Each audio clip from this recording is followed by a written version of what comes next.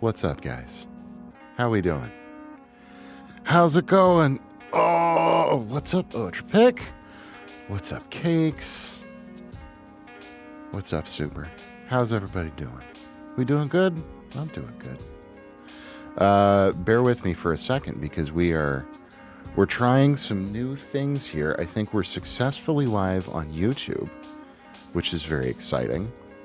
Stream Elements implementation of multi-stream is terrible, but I do think that we are successfully live on YouTube, so that's exciting. Now we're going to try to go live on TikTok. What's up, Ravage? But I have to use my phone for this, which is stupid, because TikTok's PC live studio app thing is utterly fucking broken and super duper does not work. But we're going to try to go over here. Okay. And then if I turn that on, I think... Can we... Yes, just music is fine. Okay, so go. Now let's open the TikTok app. Shut up, TikTok. I hate you so much. But I think this is going to show up that I'm live. Attack! Absolutely. Everybody attack. I will jump back into the fray as well while we figure out, is TikTok working? Am I live? Is it happening? It seems like it might be. Hang on, let me go to the website. Sorry, bear with me here for a second. Are we live? Why does it say that we're not live? Guys... TikTok is so broken. It's crazy. It's crazy how broken TikTok is.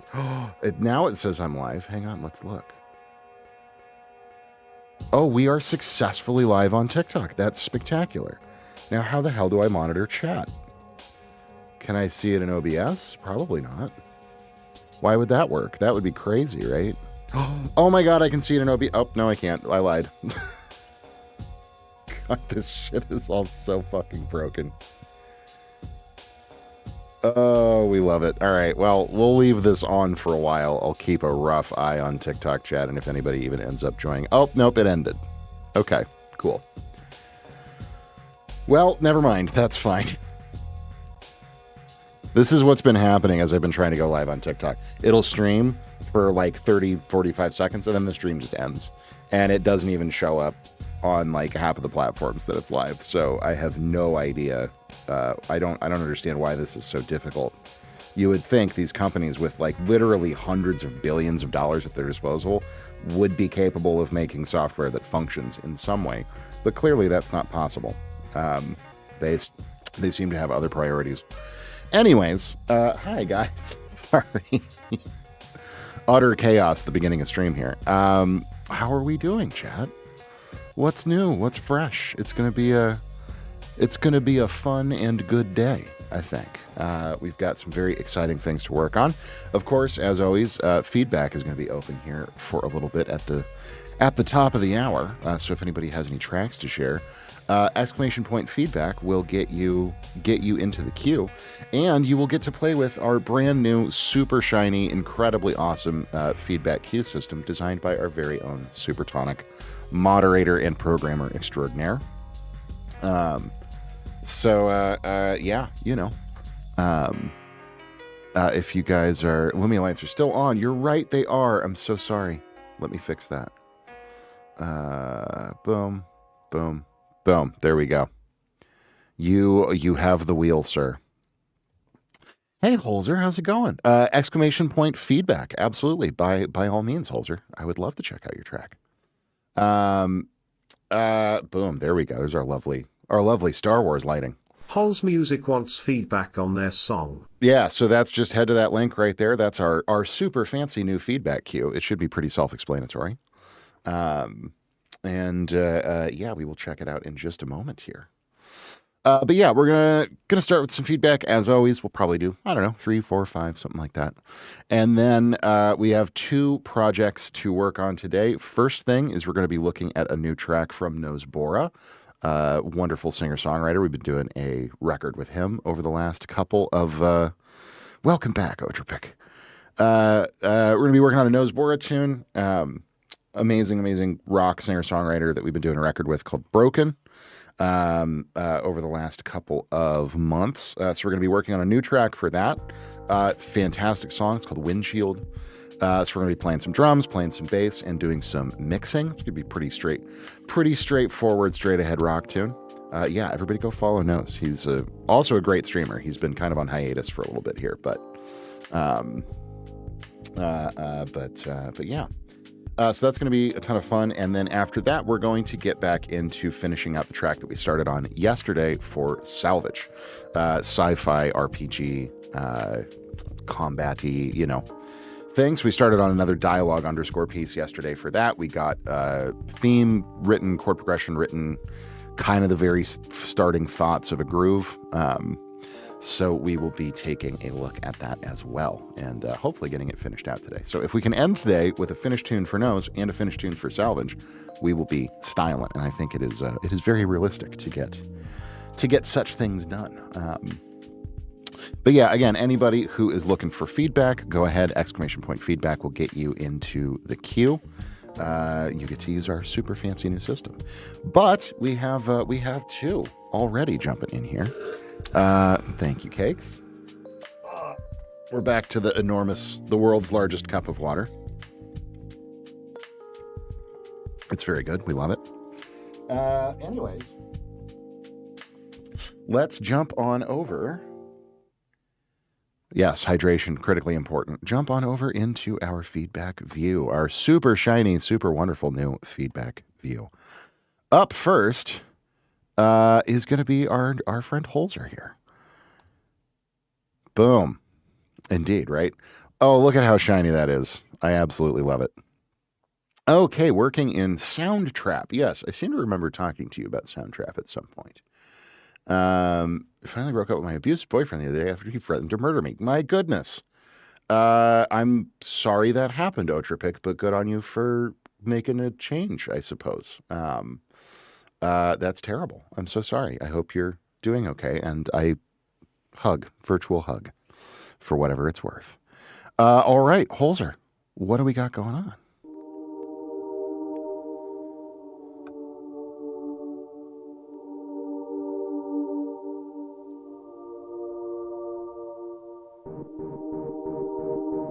Oh, thank you. Thank you, Cakes.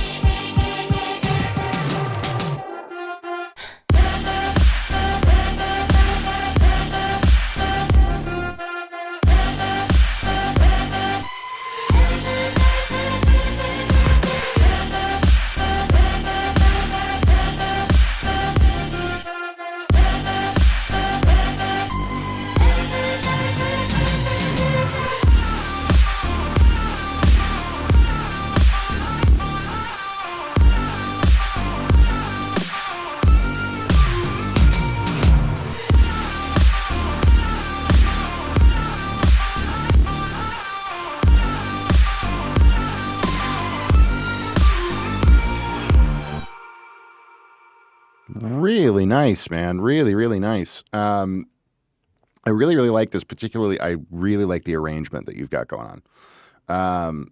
It's got really good flow and really good structure to it.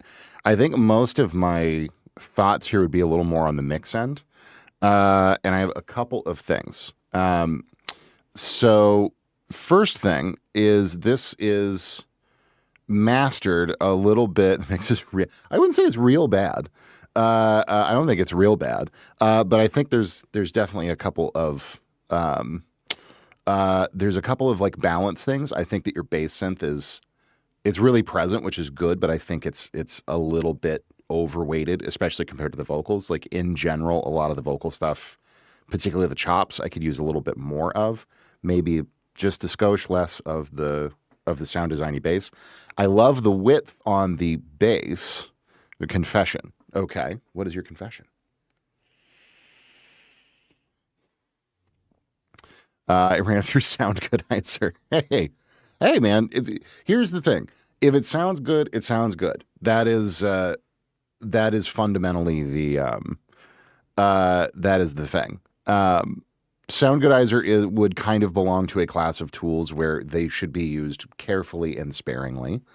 But you know, if it gets you the effect that you're after, I don't see a huge problem with it, as long as you understand what it is doing and understand, you know, why you are using it. Especially a tool like Soundgoodizer, it's like, oh, it makes everything sound better. It's like, it makes things sound different, and you have to understand how exactly it does that. Now, I don't use Soundgoodizer. I don't know. Right. So that's my limited knowledge of it is it does a lot of imaging. It does a lot of sort of EQ contouring. But I can hear that was one of the things I was going to say. What it's going to do potentially, especially running a whole mix through it, is give you some like some potential phasey issues. So I think here's what I want to try here. What's up, Hantu? Even the stars are crying for us too. We're going to look at your track in mid-side real quick, and I want to hear just the stereo information in your mix. Yeah. So you have a ton of low-end stereo information. This is something that we generally want to avoid. Then now let's listen to the mid of your mix and see. There's a lot of good stereo information there as well, but what you risk when you have really wide low end is all kinds of phasing issues. So the first thing I would do here.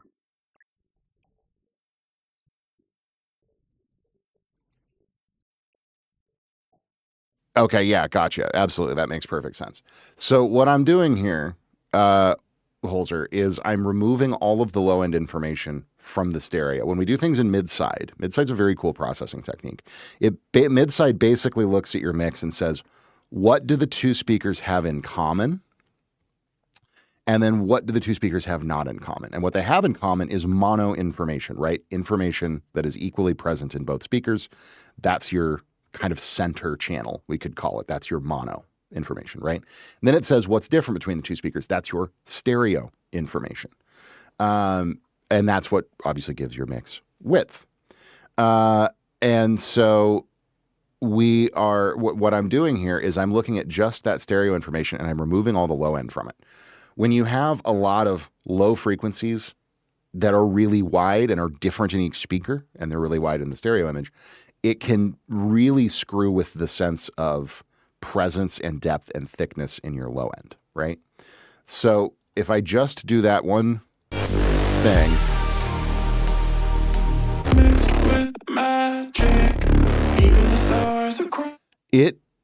you still get the stereo image on the bass that like up in the top in all the grit and stuff, but that gets that low fundamental, that sub, to be really nice and centered. I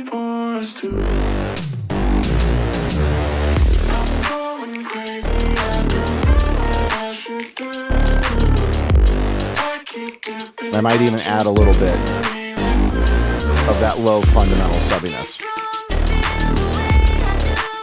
It kind of, you can look at it as like optimizing your bass sound, right? To make sure that even if you want it to be really wide, that low sub, the actual notes that it's playing, that really low, thick, chesty kind of sub portion of it is really present and really direct. It's going to translate really well across all systems.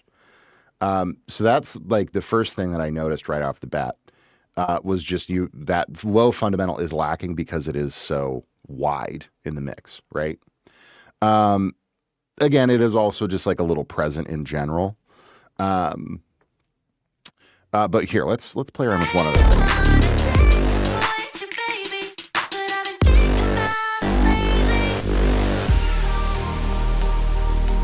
That's very true, Cakes. Absolutely. Yeah, and that's something that you should do, as Cakes is saying here, when you're designing the sound. And there's a lot of different ways depending on what tool you're using to go about that. But that's something that a tool like Sound Goodizer is not necessarily going to do a great job of accounting for. And if you already have wide bass information, it might end up making it wider, which is not necessarily what you want. So you want to address that in your sound design and in the synth that you're using. But I'm doing it here just to kind of show you the concept of what I'm talking about, right?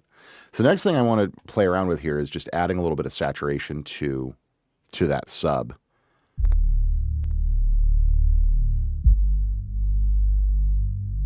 So like, let's grab, I don't know, who do we want to play with? Maybe Warm. Really out, try out. Like, we're just kind of boosting up. What's up, Lost State? Good to see you, buddy. Yeah, and now that we're listening to just this portion of your mix, like this is 200 and below, you have excellent punch and presence from the kick, but very little of that sub information down there, right? Now I can pump that out a little bit by saturating it.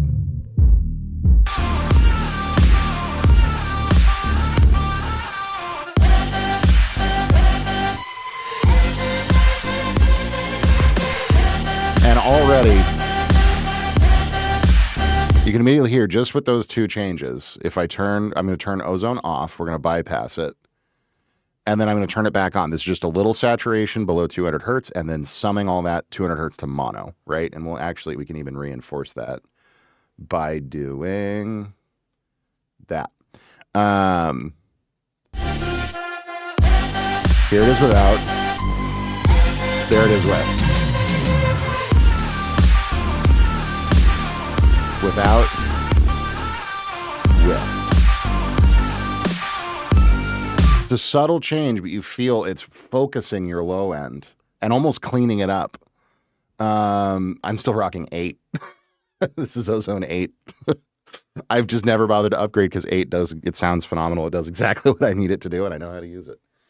Yeah, and so that kick is a little loud in comparison to things, and that's back into, I know you said, Holzer, like, you still want to work on the mix a bit. So I think kick back, bass back, vocal chops up a little bit. And then I definitely think you could also push your master a little bit harder here as well. Because from what I am seeing, you're at about minus 14 LUFS, which, if this were a folk record or a classic rock record, sure. The convention in this style nowadays is to go more into the minus 8, minus 7, minus 6 kind of territory for a track like this. And so, and that will help even things out. I mean, let's just throw a maximizer and shoot for, I don't know, minus 8 here and see what just a little bit more beef, not minus 18, minus 8. Sure, but just for the sake of argument, and I'll pull down the output here just to usually hit around minus 2. Right. So yeah, and that's if I were working on like a track for Nosbora, for instance, like a rock track, yeah, I'd absolutely shoot for like, minus 12, minus 11, so that it hits a little bit harder, but I don't want to overcompress anything. These like really heavy electronic styles, this future bassy kind of stuff, all those different, there's a million different subgenres now.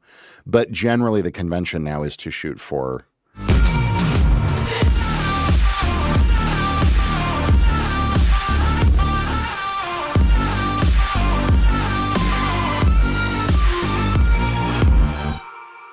So that's even adding some distortion that I wouldn't necessarily want in there, because this is like a very fast way of just adding raw gain. But you can kind of hear. Oh, go back here.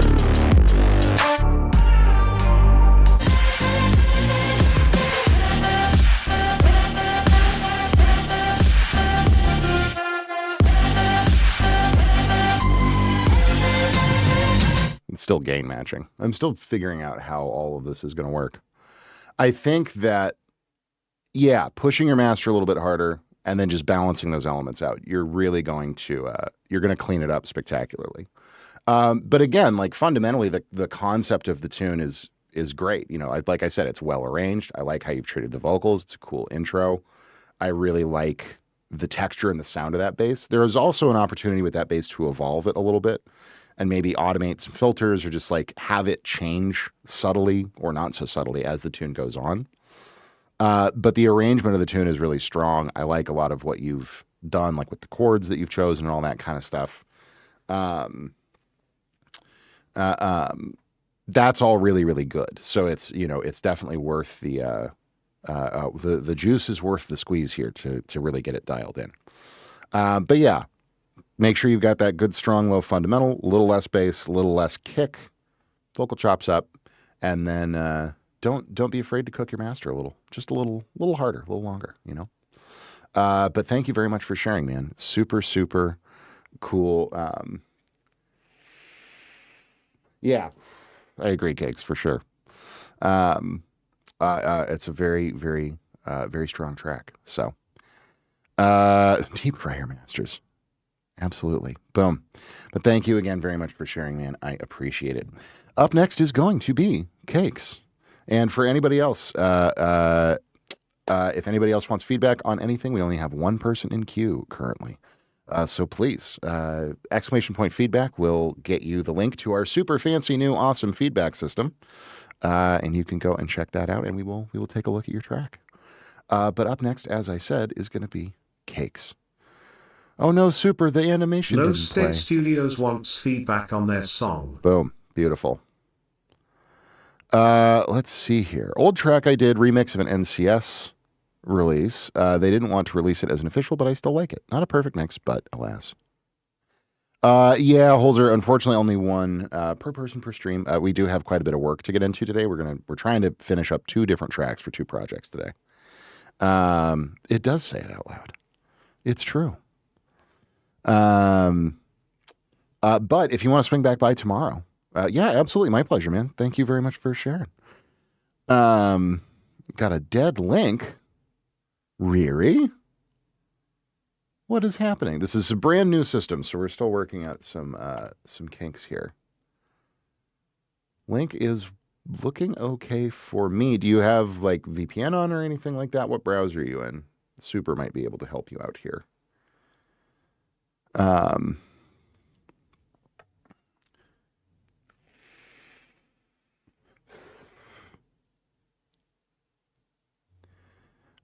Oh, thanks, Papa. Hey, everyone, it's my dad. Using Edge. Use Brave, buddy. Get on the Brave train.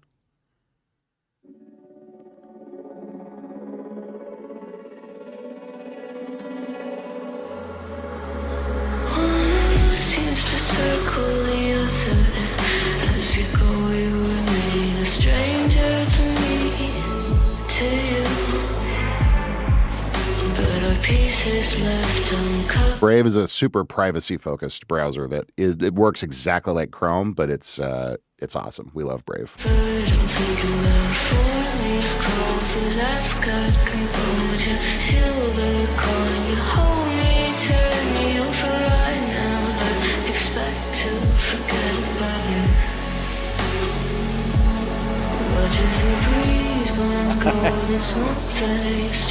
I don't have enough buttons.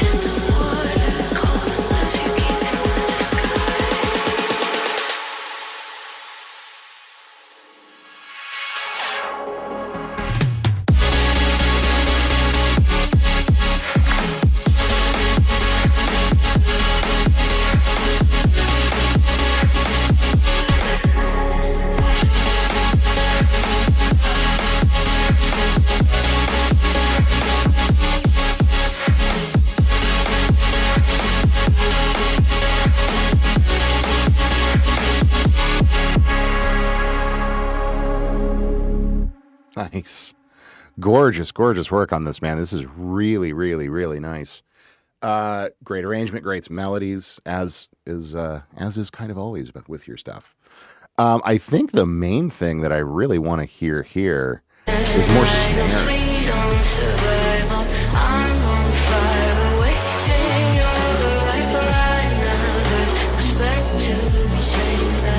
Yeah, vocals excellent.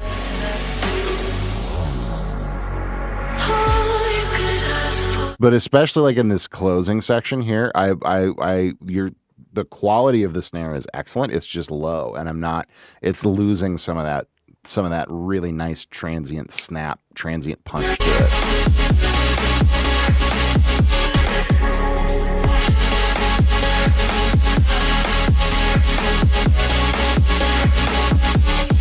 Like it's present, but I want it to pop a lot more.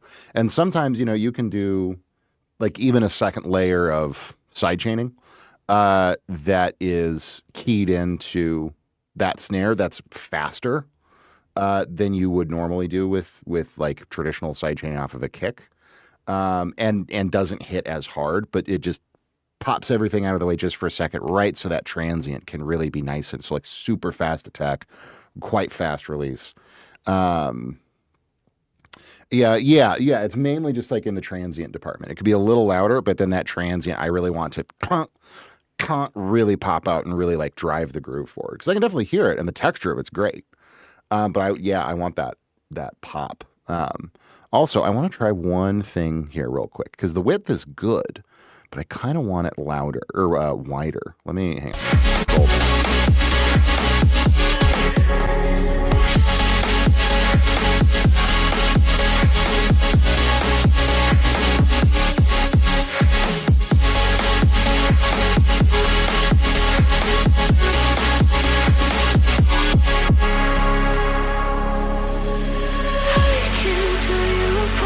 Yeah, so just doing that with the imager here, and I love this imager in Ozone because it's really shockingly phase coherent.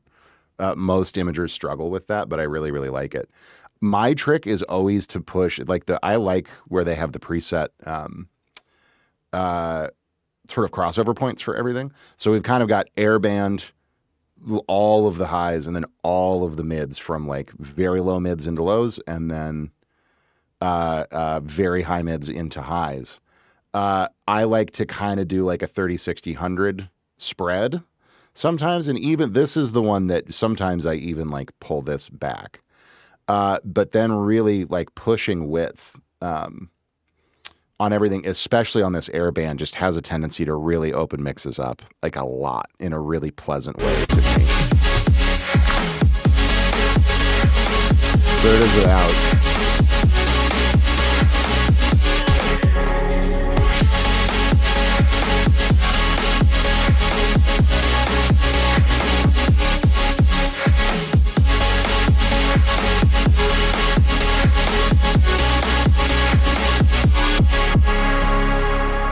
Yeah, it just makes things feel so expansive, and it can sometimes have, especially if you focus that in the high end, and you maybe combine it with a little bit of that adding treble in the side channel on the mid side, that trick, and then you have really good imaging present in your mix, really wide synth pads and stuff like that. It pushes it into this territory of like larger than life, where it feels like sounds coming from outside of your speakers, which is always a really, really cool effect, I think. So yeah, a little more transient pop on the snare, and then just kind of some more width. I think would be cool here. The arrangement's great. Vocal is lovely. Treatment of the vocal is lovely. Yeah, for sure. And a trick that I've done sometimes, if I get that artifacting from stem separation, whatever, a well-placed de-esser or a spectral tool like a Soothe or Smooth Operator, Silk, something like that, can do wonders to tame, because those artifacts are usually pretty resonant. And you can usually hone in and be like, oh yeah, it just gets real weird and spitty at like 9K or something stupid. Yeah, Silk does a great job of taming that. Silk is a very, very good tool for that. For taming that spittiness, or just a de-esser. De-essers are such powerful tools. Another fun note, De-essers for synths and de-essers for guitars. The de-esser on guitar thing, that's an old school trick on acoustic guitar, because acoustic guitar can tend to be, like especially with fret noise. Like if you've ever heard or recorded an acoustic guitar player, as they move around to different like chord positions on the neck, you get this kind of squeaky fret noise sound. Happens on electric as well, but it can get really bad on acoustic. It's a trick my dad taught me. You can use a de-esser to help mitigate that. Even though a de-esser is designed to work with vocals and remove that sibilant texture on voices, right? You can use it on guitars. You can use it on synths. I mean, obviously, if you're designing a patch on a synth, you have a lot of control over the resonance and stuff. But if it's maybe a sample you've gotten, or you're just mixing a track for somebody, you don't have the ability to go in and tweak that stuff. De-esser can be a very, very useful little spot correction tool. Or again, any kind of spectral compression tool does all of that stuff as well. But using old school tricks on new school stuff works shockingly well. So anyways, but delightful track cakes. Great job as always, man. Sounds really, really nice. And I hope those thoughts are helpful in one way or another. But let's see here. Do we have anyone else in queue? I think Lost State was going to submit something. Did it end up working for you, Lost State? No atomizer. Toi? What is your problem, device? What is happening? This is just crazy. We are also in ads at the moment, so we will vibe for a second, because I'm not sure. I'm not sure who all is here with me, or who can hear at the moment. What is happening? Why is my thing not working? I hate it when my thing doesn't work. Not getting ads? Oh, good. Yeah, Twitch is weird, man. It's very confusing. Ohms too high. What is your deal? Why are you so sad? Why, Vape? What is your problem? Gotcha. Okay, no worries. Yeah, and that's for a couple of reasons. Yeah, number one, it just integrates really, really well on, no worries. Take your time, man. It's all good. I would love to be able to accept like anything. And for a while, it was like, yeah, we can do Dropbox, Google Drive. It just, especially on Feedback Mondays, because Feedback Mondays have gotten really popular. We're usually averaging 20 to 30 people, and we'll have 10 to 15 or even more people in queue at a given time. And it was getting really hectic to manage not only like chat and stuff, but then it was like, okay, we've got the Google form. A lot of people have different usernames on SoundCloud than they do on Discord, than they do their email on Google Drive or whatever, then Twitch. And so it's like, okay, who's next? And the username in the form is like an abridged, quick version of their username on Twitch. And and then their name in Discord where they drop the track is different. And 3 other people put a track in Discord, and I don't know who put it where or when. It was just getting very, very hectic. The next person's on Dropbox, but I don't have permission. And so then they got to update the permission. And now, it was just getting very crazy. And I was like, okay, 95% of people submit SoundCloud links. Plus, we have this lovely SoundCloud integration on screen, and I can like pipe audio through Ozone using SoundCloud. It's like all this different stuff. So it's like, I don't want to exclude anybody, but also it works so much better to just have it there. We will, I think, also at some point have YouTube enabled in there, and maybe we can figure out some other options as well. But ohms too high. What is your problem? Guys, my thing is broken, and I'm so sad about it. I'm so terribly, terribly sad.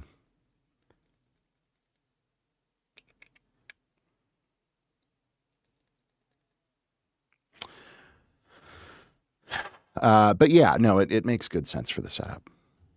And I am just loving the new camera. Sounds by Deer. Hey, how's it going, friend? Welcome on in. Good to see you. No atomizer. Come on. Why are you ohms too low? Why? Guys, my vape is having a total conniption right now. We'll deal with that later. Opinions on vintage choruses. Love them. The Dimension D is great. The Juno chorus, courtesy of Arturia, is excellent. I use it all the time. I love them. There's many of them. They all have Juno chorus is like, we used that yesterday on this Fade to Gray track, this TV piece that we were working on. We used it on the vocal. Sounds fantastic. And one of the guitars, actually. It's an excellent sounding chorus. Sounds by Deer, if you are interested in sharing a track for some feedback, ! Feedback will get you into the queue. How did you get into scoring? Game scoring is my dream day job. That's a great question. I got into scoring in a very weird kind of ass backwards way. Feedback is the command. And that will take you to our super slick little... Soundspeedia wants feedback on their song. There you go. You got it. That will take you to our very cool little feedback queue that we just built. We just built. Supertonic, our wonderful moderator, just built it a couple of days ago. And so it's still sort of in beta, but it seems to be working pretty dang well. So, So here, I will, since you are new, first time chatter, I will give you kind of my spiel so you know a little bit more about who I am, and then I will happily explain how I got into the scoring stuff. So, hi, I'm Nathan Scott. Thanks again for tuning in. I am a professional composer, producer, mix, master, engineer, multi-instrumentalist. Most of my work now is game scoring. What's up, keyboard grinder? Welcome in. Most of my work now is game scoring, but before that, I ran a commercial recording studio for a long time. I did, kind of record production stuff with artists. Independent artists. I've done a lot of commercial production work for like content companies, stuff for TV. And before that, I was a touring musician. That's really how I started my career, was as a touring bass player, kind of in the rock, jam band, funk world. So I did that for years and then started my studio and did that for years. And then the game scoring stuff really came about through Fiverr, weirdly. I was lucky to find and join Fiverr and a couple of other freelancing sites like Fiverr relatively early on in that whole like gig economy wave of stuff. And so I got my first couple of pieces of game work through there and realized I really, really, really enjoyed doing it. And then just kind of through networking and, reaching out to people and getting to know developers and hanging out in spaces like, game development discords, Reddit, have continued to get opportunities to work on games. But anybody who is interested in getting into that space, pivoting full-time into it is really, really difficult because most of the earnings on games tend to happen these days on the back end, particularly for indie titles. So it's a lot of like rev share deals is what I'm seeing now, where it's like, hey, we're a good dev team and we've got a strong concept for a game. We don't really have a budget now, but if we ship it on Steam and it makes, a fair amount of money, oftentimes you will get a cut of that. So you can definitely find people with upfront budgets as well. That's what I always try to find. People who can have the budget for my normal rate per track. But my advice is always to go on itch.io, and find a game jam or 5. Game jams are sort of short form development competitions. So sometimes they're as fast as 24 hours. Sometimes they're as long as like 6 months. But exactly. Yeah. Find these teams at game jams. Yeah. I personally have not done the game jam thing, but a lot of the devs that I know have done them, do know them, or have done them, do them now. I can speak English, I promise. And will continue to do them because they're a great networking opportunity. And the other thing about game scoring, and I talk about this a lot on stream, is the job is, yes, of course, it's writing good music. That's like half or less of the job. Most of what game scoring entails, or the majority of it, is actually like, it's a lot of file organization. It's a lot of talking with developers and concepting things. It's a lot of listening to references. It's a lot of like building organizational sort of templates. Like I have a whole spreadsheet system that I use to track everything. Because you especially if you're doing anything adaptive, it's not usually, oh, write a tune, here's a tune. Sometimes it's that. But you're like doing vertical composition, you're sending stems, you're sending different variations of tracks. You've got to keep everything really clearly labeled. You have to have a really strong plan for like how your music is going to get implemented in the game. And that's a very complex ongoing conversation with the developers. That's very like I always say it's like 4D chess within music composition. So it's a lot of learning all of those skills, how to communicate, how to stay organized, how to plan a project, how to not just write cool music, but how to write music that works in all these different ways. So that's the great thing about game jams. You get all of that experience kind of built into the experience. I consider myself a project artist, which is what drew me to the gaming industry. I love collaborating ideas and such. So I think the daily work you outlined would be perfect. I was like, yeah. And that's what I love about it. Like whenever I start a game, before I touch a keyboard or, think about chords or anything like that, the first thing that happens is usually a 2 to 5 hour conversation about the world and the lore and the characters and their motivations. Who's the protagonist, who's the primary antagonist, who's the secondary antagonist, what are the art design choices you guys are making, what cultures are you pulling influences from on the art direction front, what are the game mechanics, what's the core gameplay loop, like understanding all that stuff then gives you a ton to chew on when it actually comes time to start writing and start implementing and doing all that stuff. So it's a lot of that, and that's a very, very fun part of the process. So, but if you've got a track for us to check out, we will go ahead and check it out. Let's see here. Level 9 producer. Very good. I love it. Working in FL. This one dropped today, leading up to an album release of downtempo industrial that I pair with my fictional rating. Fantastic. I love it.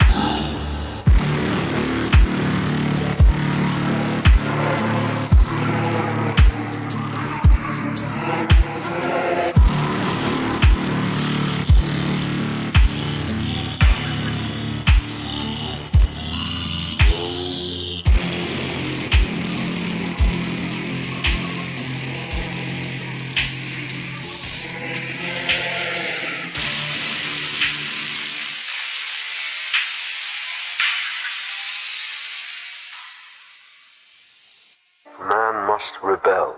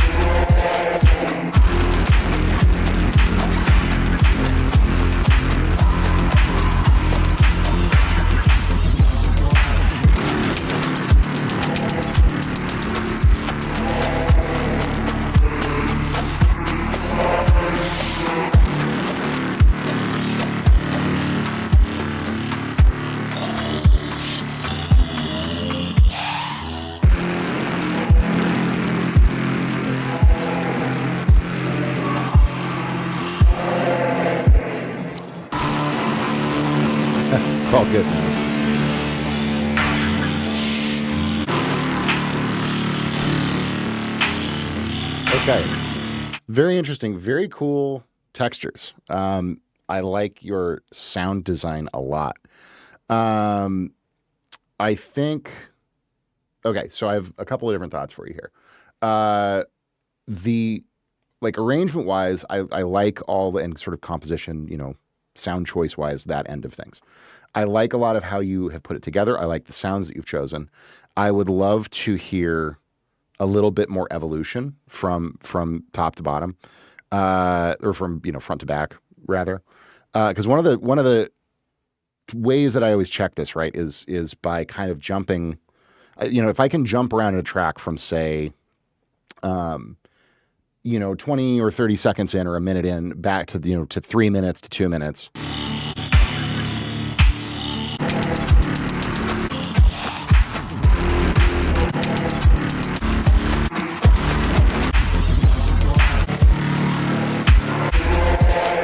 And fundamentally, it's a lot of very similar textures. Like you have a lot more density in the hi-hats towards the back half of the track, and you're doing some kind of like cool, almost trappy, sort of triplet-y things with the hats. That's good, but I think there is room to evolve it even a little bit more here. And maybe change up the bass sound. It's a nice bass sound. It is wide, and that's one of the things we'll talk about, in terms of mixing in a second here. But yeah, I would just love to hear a little bit more in the way of things like changing and shifting, maybe a pad, maybe some kind of a melodic element that comes in at some point. Let me open a thing here, and we can play around with that a little bit. Yeah, like an industrial countermit, like a little bell, like an icy bell with a big verb on it could be really cool here. I like the low groaning kind of vocal sample. That's another great opportunity to like do a ton of different stuff with. Pitch it up, pitch it down, distort it, use other similar vocal kinds of textures. Every melodic component is downsampled to 22K. No, I'm thinking just more elements. So like here, we've got, there we go. I just have a piano with a nice big reverb pulled up here. But if we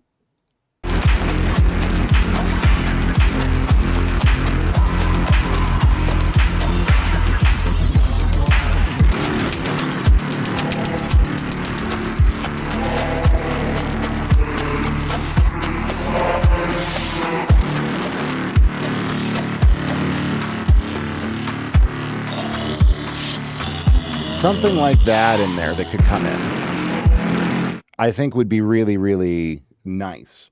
Because this is one of the really interesting things, particularly when you talk about writing game music. You're always kind of dancing on this line between you don't want things to be really melodically busy because it can pull focus from the player experience.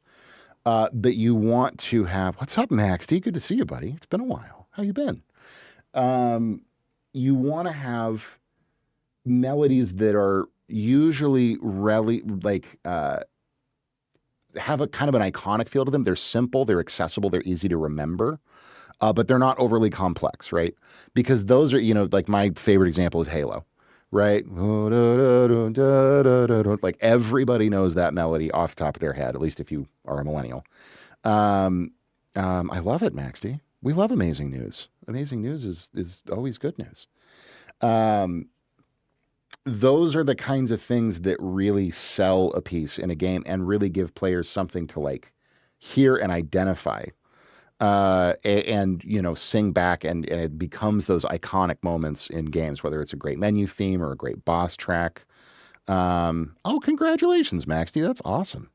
That's fantastic. I wish we could do that here in the US. It'd be so cool if I could buy an apartment. Unfortunately, that will never happen again in this country, but we won't go off on that.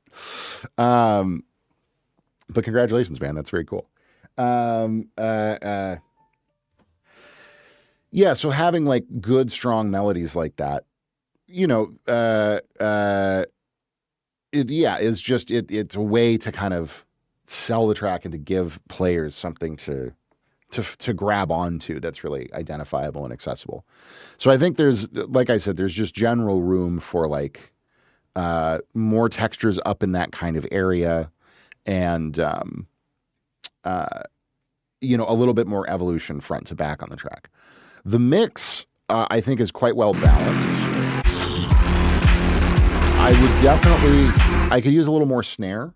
The snare feels pretty distant and a bit low in the mix, so I would maybe pump that up. But other than that, I think the balance is really, really good across the board. One thing I want to look at, though,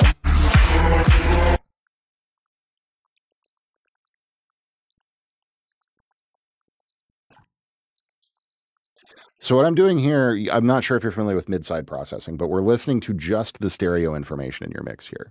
And I'm looking for if we have a little bit too much low end, which it feels like there might be a bit. Generally, I always go for, it's not a hard and fast rule, but generally speaking, I always recommend keeping your low-end information, generally everything below about 200 hertz, in mono as much as possible.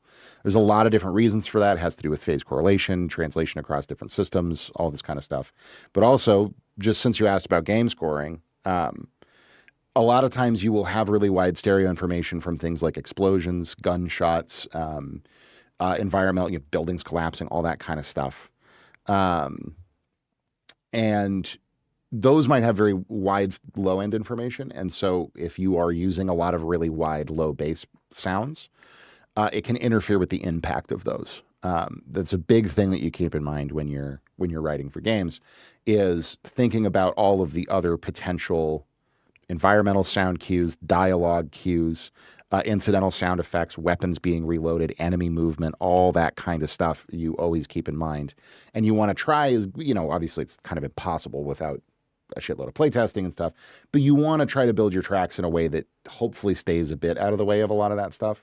And that low frequency kind of impact is definitely an important one. So what I want to do here is I'm just going to stick a high pass up to about there.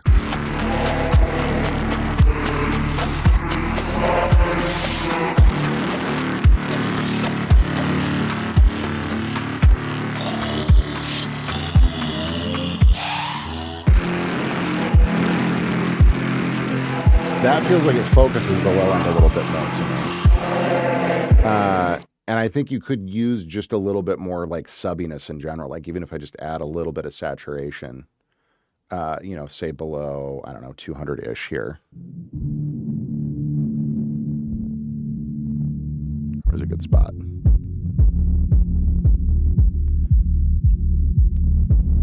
Yeah, like it feels like it's just lacking a little bit of that low, real rich fundamental tone.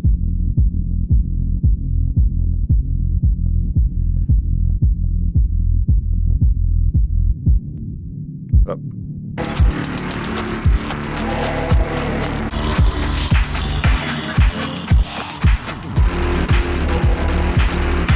No worries, super. Yeah, so like even just with those two changes, just adding a little saturation to the low end and then making sure that we don't have too much low stereo information, already the low end in that sub kind of fundamental region feels tighter and more present and more forward.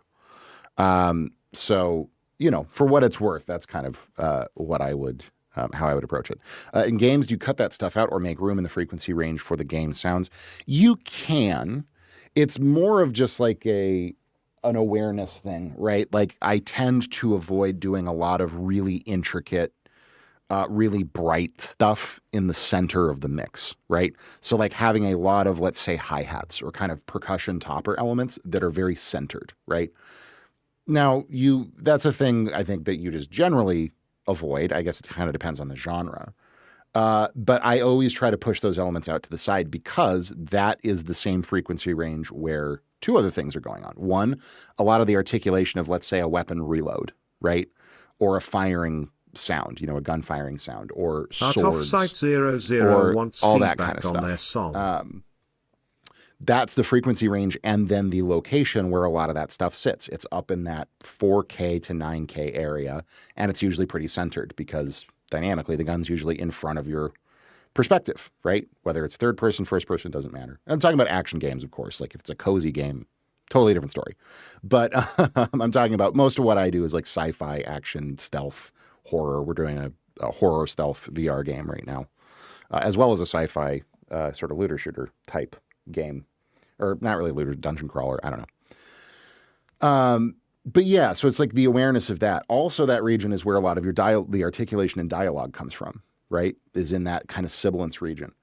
You want to control it on vocals, but it's also what helps understand pronunciation and enunciation of words, and makes them really clear and easy to hear and understand. So you want to keep stuff out of that region. So it's less about like, oh, let me listen to all the sound effects over my mix and make a bunch of EQ cuts. It's more just like general mix approaches of like, there's probably going to be explosions, there's probably going to be dialogue, et cetera, et cetera. So I'm going to try to build my mixes in a way that kind of leaves some general areas that I know are going to get busy and cluttered, leaves holes in those areas, so to speak, right? So yeah, those would be my recommendations here on the, okay, very good, super. Thank you. That's awesome. But those would be kind of my recommendations on the track here. I think a little, like I said, a little more low end, make sure that low end is nice and present in mono. And then just thinking a little bit more about different ways that you could maybe evolve the idea as the track runs along, add maybe a pad, maybe a bell-like, or I think somebody mentioned like a saw kind of a thing could work really, really well. Plucky kind of a synth, something. Definitely lo-fi. I love the lo-fi aesthetic you've got going on. It's very like dark and would work well for a lot of different contexts.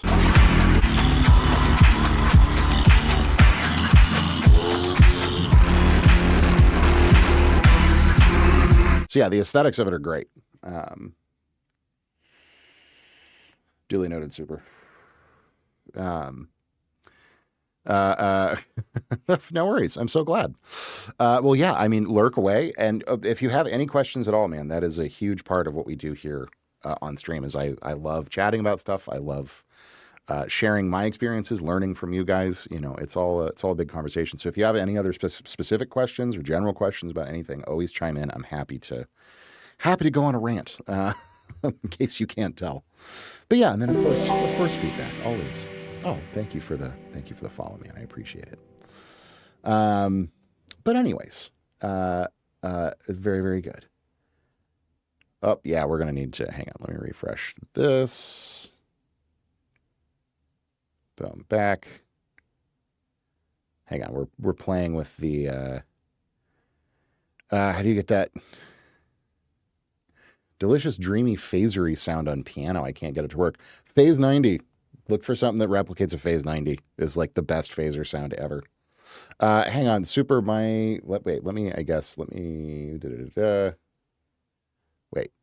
Feedback panel. Hang on here. Oh, I think what I need to do is go to here. My queue is broken all of a sudden. Hope Brower. Yeah, a good friend of mine just got to hang out with Michael Brower. And learn. There's like the two of them hanging out in a studio. My buddy's an engineer back in Colorado, where I'm originally from, at a big commercial studio. He said it was very fun. What am I looking for here? Custom browser docs. Yes. Is the panel also HTTPS now? Super. I'm assuming it is. We're going to try that. Everything. Okay, great.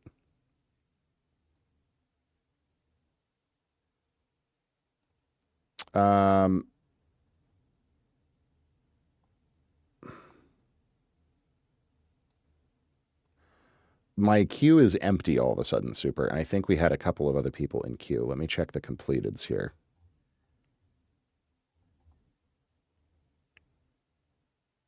Yeah, I haven't, like my queue is outdated. The queue is empty. Okay. Lost State, did you submit something? Did you ever end up submitting?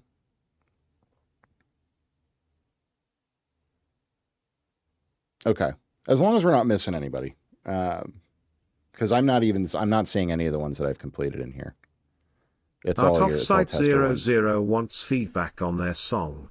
Yeah, and out of sight. What's up? I don't know if I ever said hi to you. Hello. I pushed my. Okay, can we get the other queue back? I think we did. Hopefully, have a couple of people in there.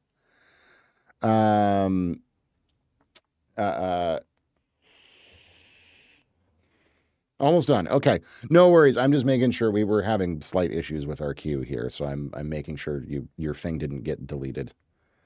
Remember how I showed you what I want to do? The stuff with Vanguard Sound Studio. Yep, absolutely. What DAW would be good for that kind of work? Spend more time in BandLab, but I get annoyed with its limitations. That's a good thing. Steinberg Cubase Pro is really good for it. Saw a video making of.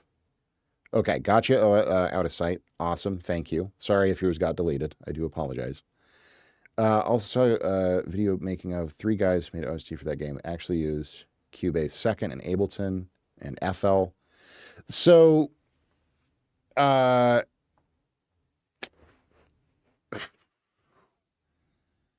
a kind of a complicated question to. You're fine, super. It's all good. That's kind of a complicated question to answer because DAW choice is a little less about what it's the best at and more about just what's comfortable to you. So I work in PreSonus Studio One. Now it's called Fender Studio Pro, which is really stupid, but that's my DAW because it's very good at kind of everything. It has a lot of features from a lot of other DAWs that work well, but that are just very easy to use. They're all kind of in one place. It's very jack of all trades. And because I do one day I'm doing a rock record, then the next day I'm scoring a horror game, and the next day I'm doing, whatever.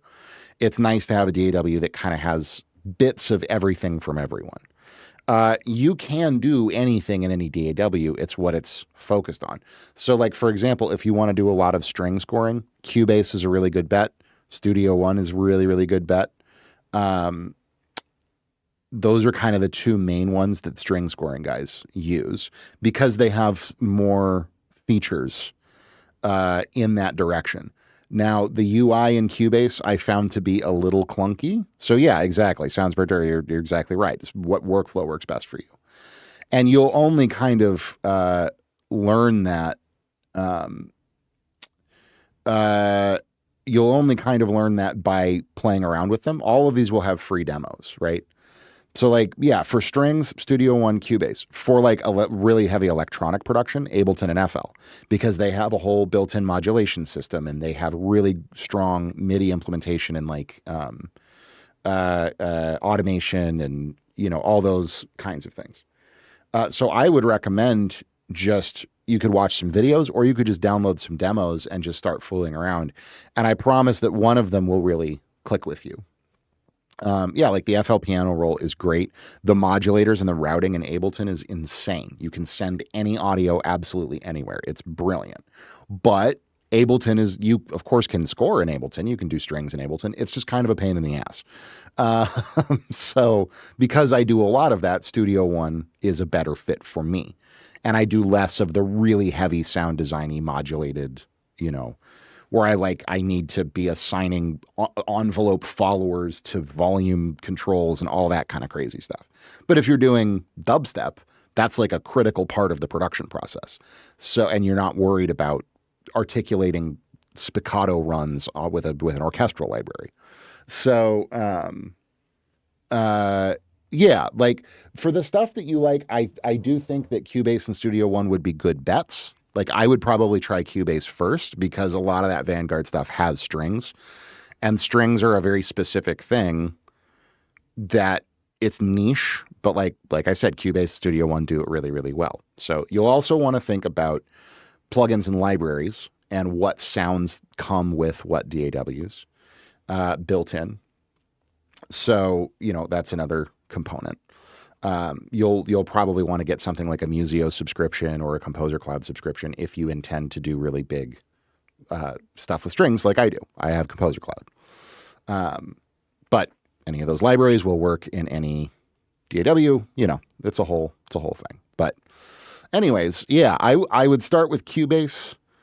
Yes, Museo. Museo is a subscription-based sound library. So it's got all your orchestral sounds, all of your ton of like synths in it, a ton of drums. It's great. It's like $10 a month. I think it's the best deal in audio right now because it comes with gigs and hundreds of gigs, maybe even terabytes of stuff. So, but yeah, that's another factor.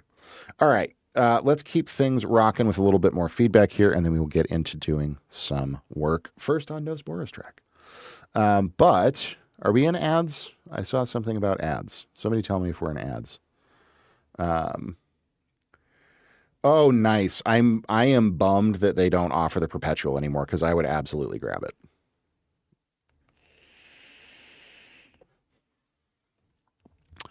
But out of sight.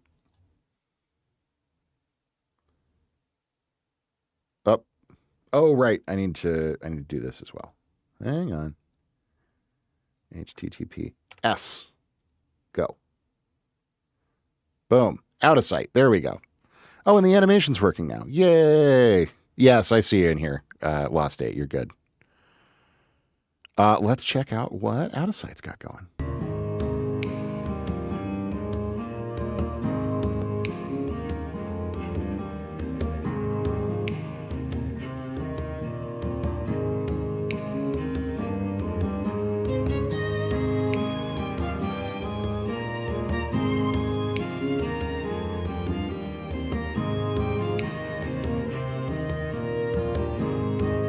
Wait, is this the right track?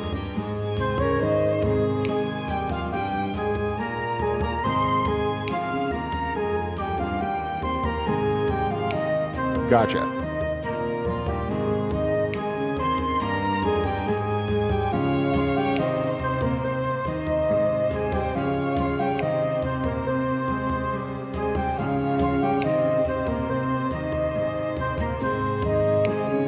So this is unmastered currently, right?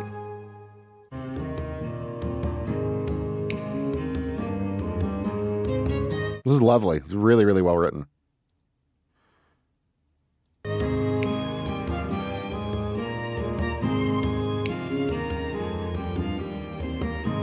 Is this a fully unmastered bounce?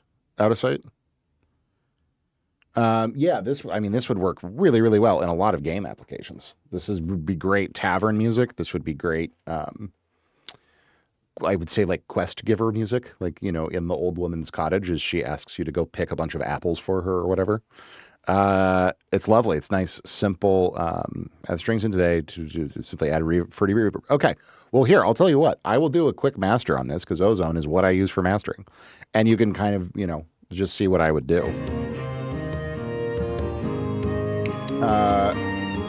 So first of all, I want to bring it up to volume. So I'm just going to add compression.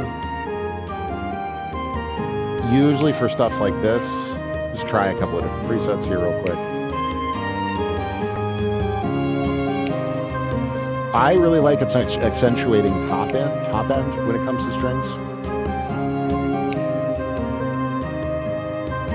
So there's just a little bit of compression. Oh, get out of here.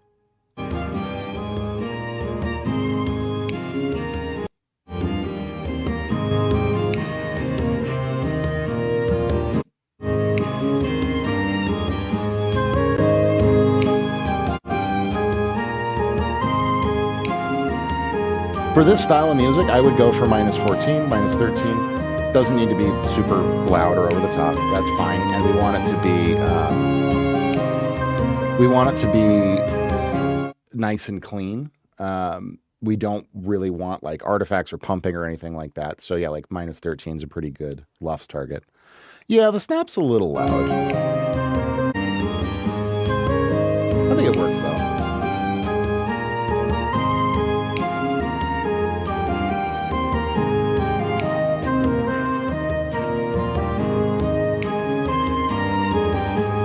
Probably add just a little bit of low end.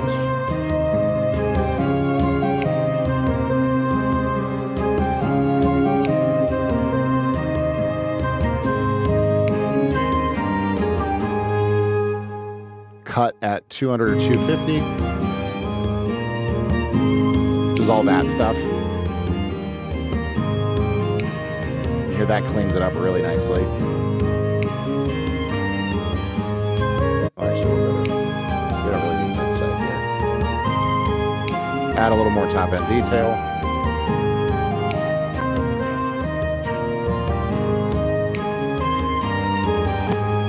Now, this is the imager in Ozone, which is really nice. This is going to help us control our stereo image to just make things really, really nice and wide, right?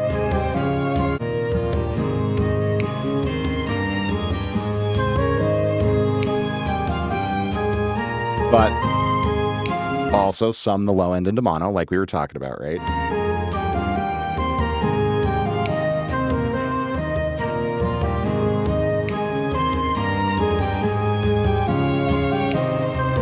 Yeah.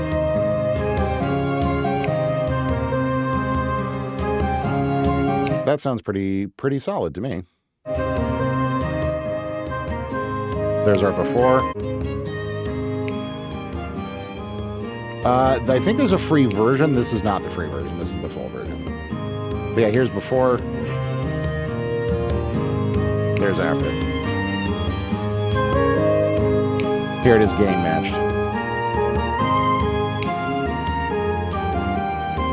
Really just focusing on pulling out the stereo image, enhancing the high end, leveling out the dynamics.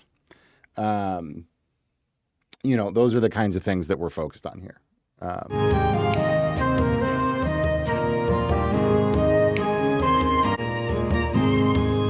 Cleaning up a little mud in that low end, or on that 200 region, is definitely good. You can hear there's a fair amount of buildup there. So just ducking that out of the way. Yeah. That would generally be, I think, a good approach to...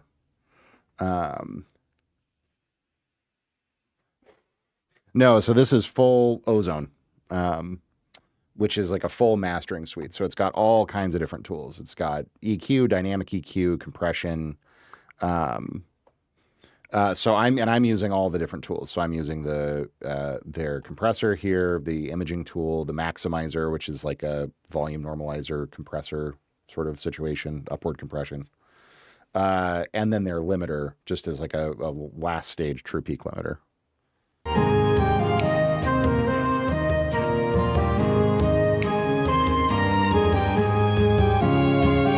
But yeah, talking about, because this is very much something that would work really, really well in a game context. It's like I'm pushing the image out really quite wide because it's going to leave space in the middle for dialogue, right? It just sounds nice as well. Whether or not it's going into a game kind of doesn't, affect it too much, in my opinion. That is what I would do either way. But that's just a nice kind of bonus.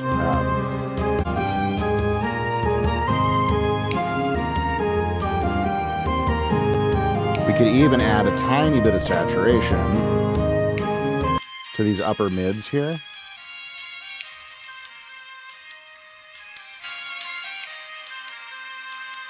A little bit of extra.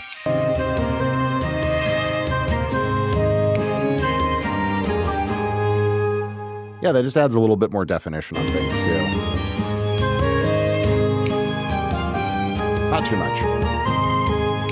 Yeah.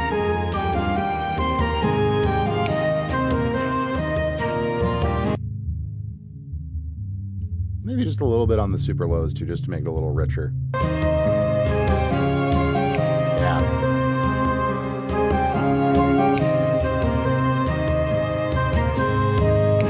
Just opening it up. Opening it up, pushing it out.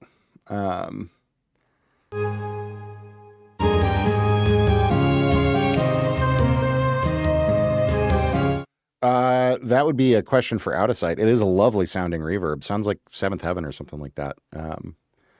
Or it might just be the fruity reverb that you were talking about. But it's very nice, very smooth, very like modern, clean, digital, just nice, smooth, broad frequency. Or kind of broadband response. Yeah. So there you go. That's how I would master it. Very quickly,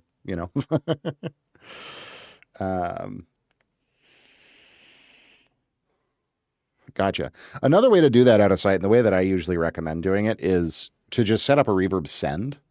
And that way you can not only control how much of each element is going into the reverb, so you can keep certain things drier than other things.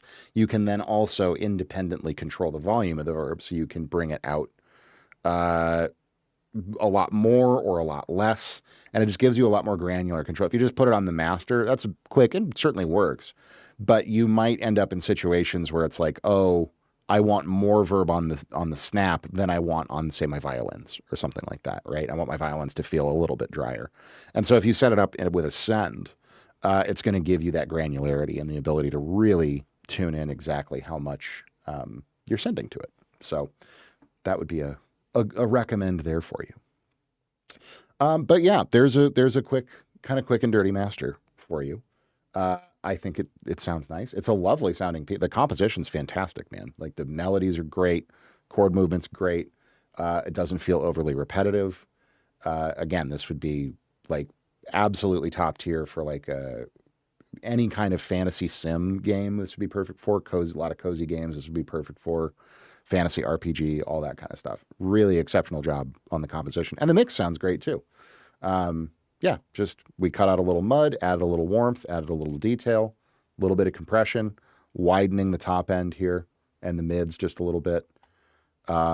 Little bit of saturation here and there, just kind of for fun, and then LUFS normalization and true peak limiting. That is all there is to it. But thank you so much for sharing, man. Fantastic job on this. I love it.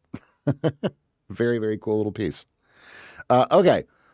We are going to close feedback queue, but we still have Lost State, of course, to check out, which is very exciting.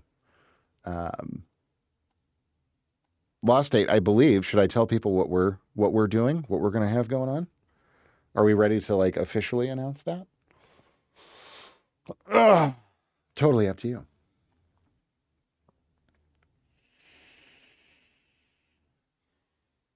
Up. Baby let it rip. Yeah, so Lost State has a very cool, it's podcast, right? Podcast, YouTube series, long form YouTube series. Super, the animation is not playing. Podcast show just kind of format on YouTube. Okay, gotcha. Oh no. Super. The overlay isn't working. The overlay has died, Super. I don't know what to do. Yeah, so next Monday, I think we have it scheduled for. I am going to be on the podcast. I just did refresh. Let me try to refresh again.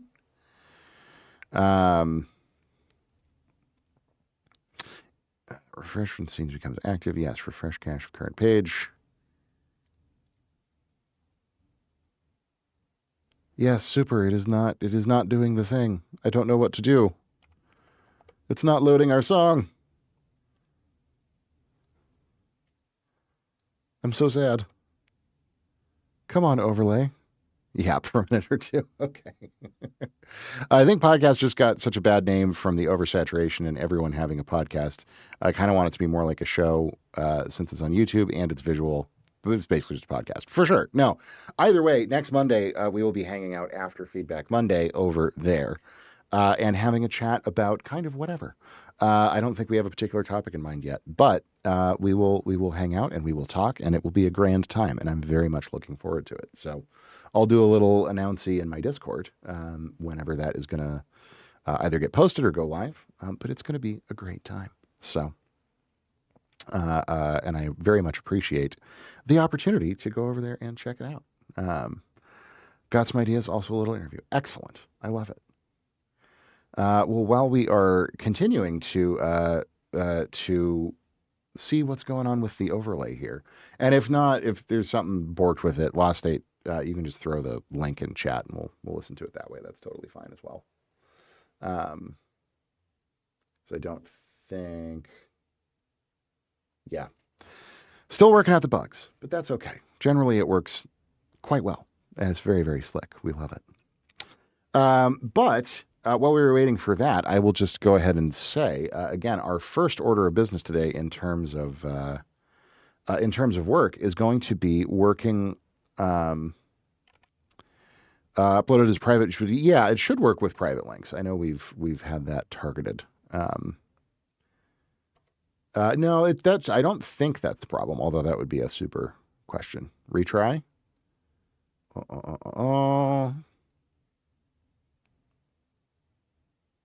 Still not seeing the thing.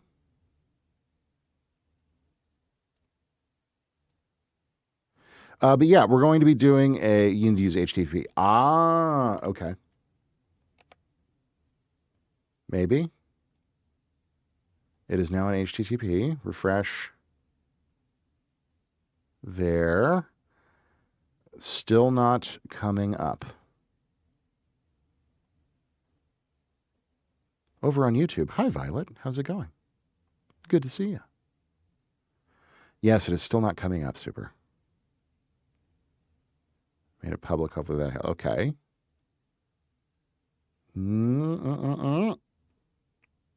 What's happening?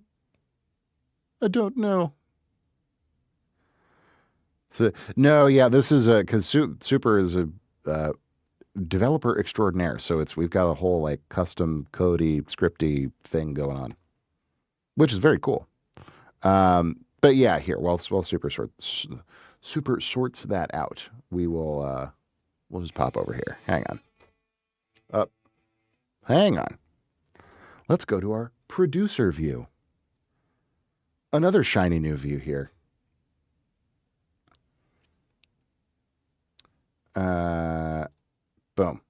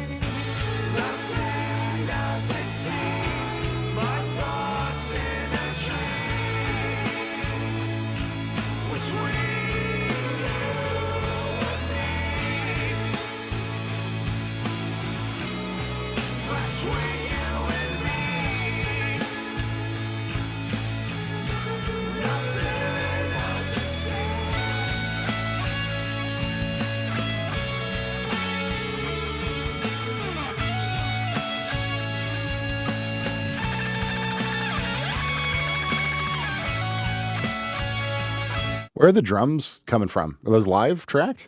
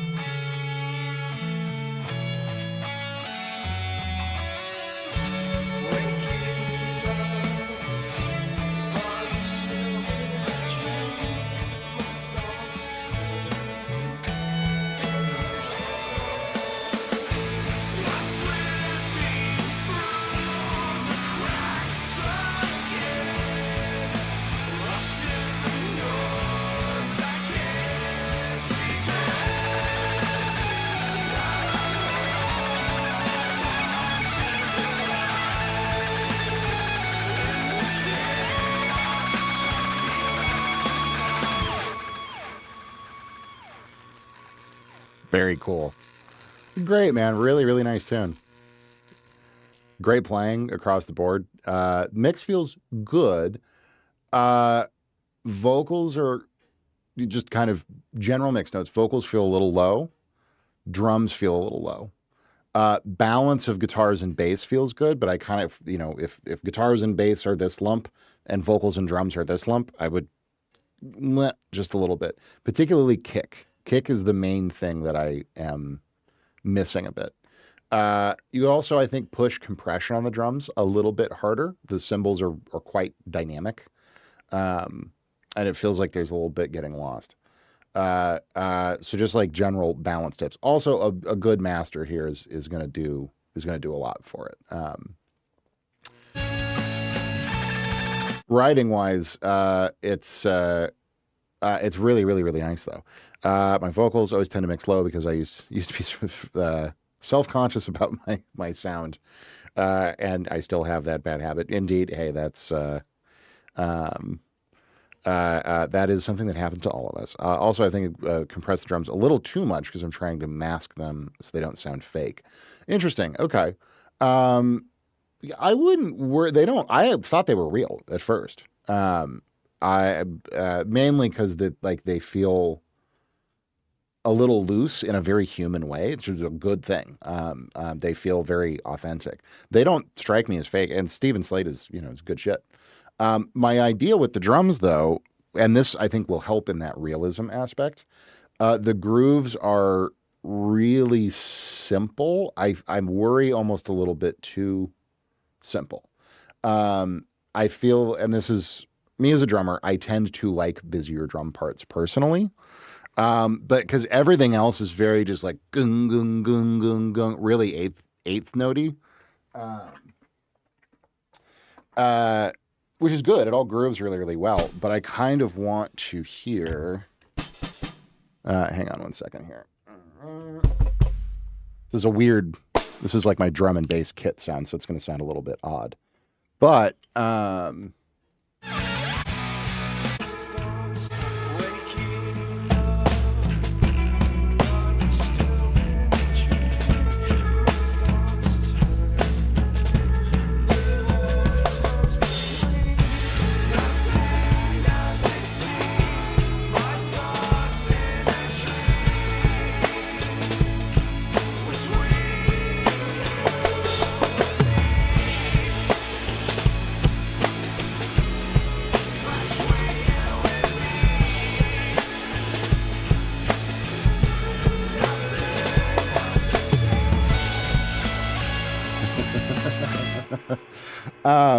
having some of those.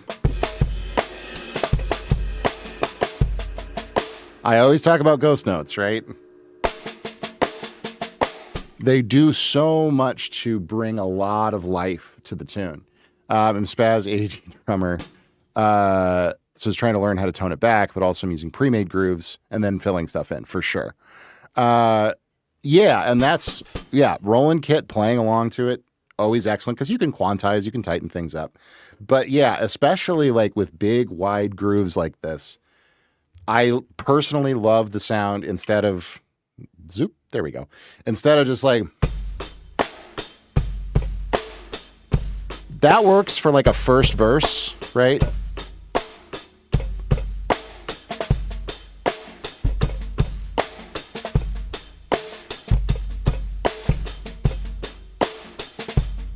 That is always cooler to me.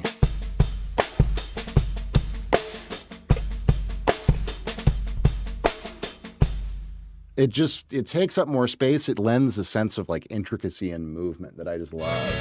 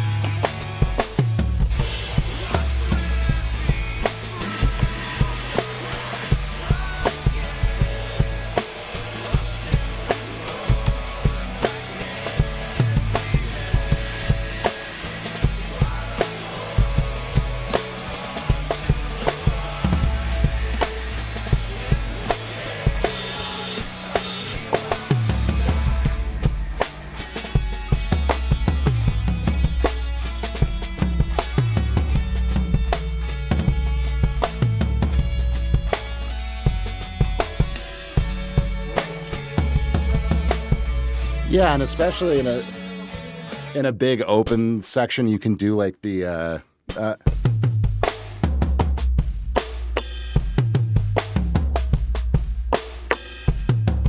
like the kind of Jason McGarry random ride bell for no reason.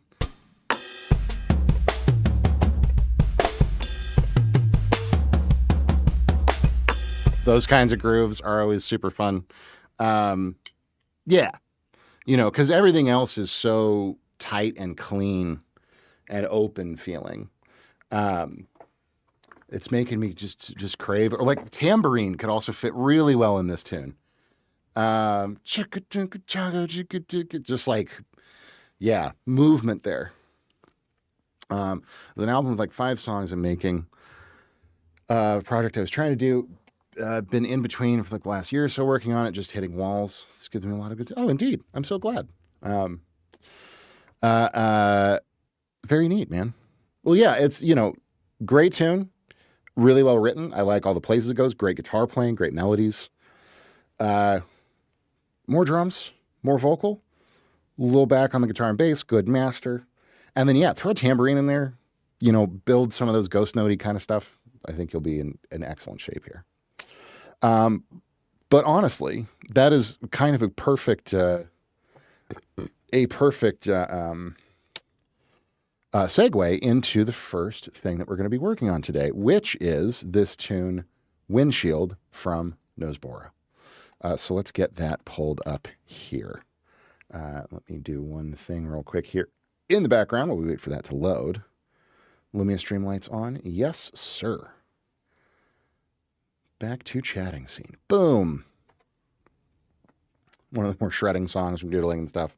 Totally put a tambourine. Yeah, for sure. And the guitar playing sounds great, man. Sounds excellent. All right. Let's get into some Jimmy jams here. Oh, thank you, friend. Thanks for sharing. And I'm really looking forward to Monday. It's going to be a great time. So this is this tune, Windshield. This is one of the last, I don't know if it's last in track order, but is one of the final tunes on Broken, which is the record that Nose and I have been doing together. Fantastic record. I'm very, very pleased with how it's coming out thus far. And so this is a really, really simple one. We just got a couple of tracks of guitar, bass, drums, vocals. Nice and simple, but it's a great song, and it really carries, even though it's a very straightforward arrangement, it carries really, really well. So might add a keyboard, something. I was kind of listening to it earlier. I have maybe an organ idea, maybe a percussion. I don't know, but we're probably just going to play some drums, play some bass, maybe sprinkle a couple of things, and then do a mix. And then I think we'll be in a good spot with it. But let's listen to what we have presently. And then we will get into thinking about what all we want to do. And I'm assuming, real quick, Nose, the scratch vocal is exactly that. It's a scratch vocal, right? We're not necessarily using it unless we want like a double or something. It starts with a note. Well, why are you so quiet? You're just like a song. Oh, because my volume knob is turned down.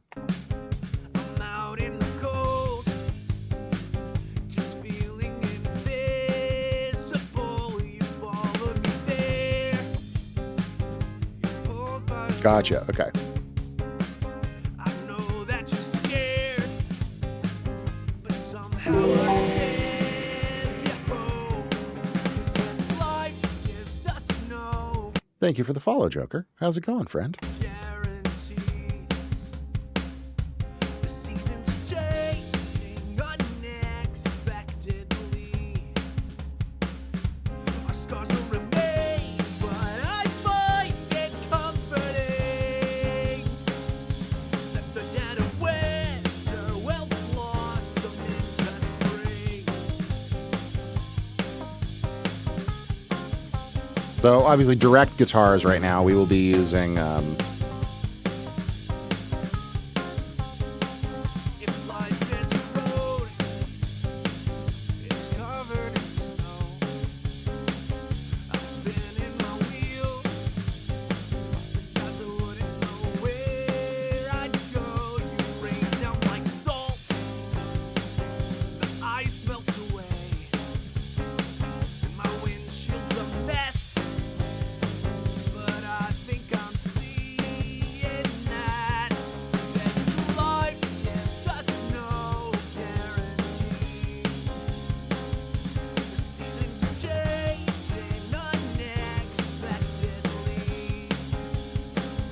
Oh, thank you, Joker. But I find it comforting that the dead of winter will blossom into spring.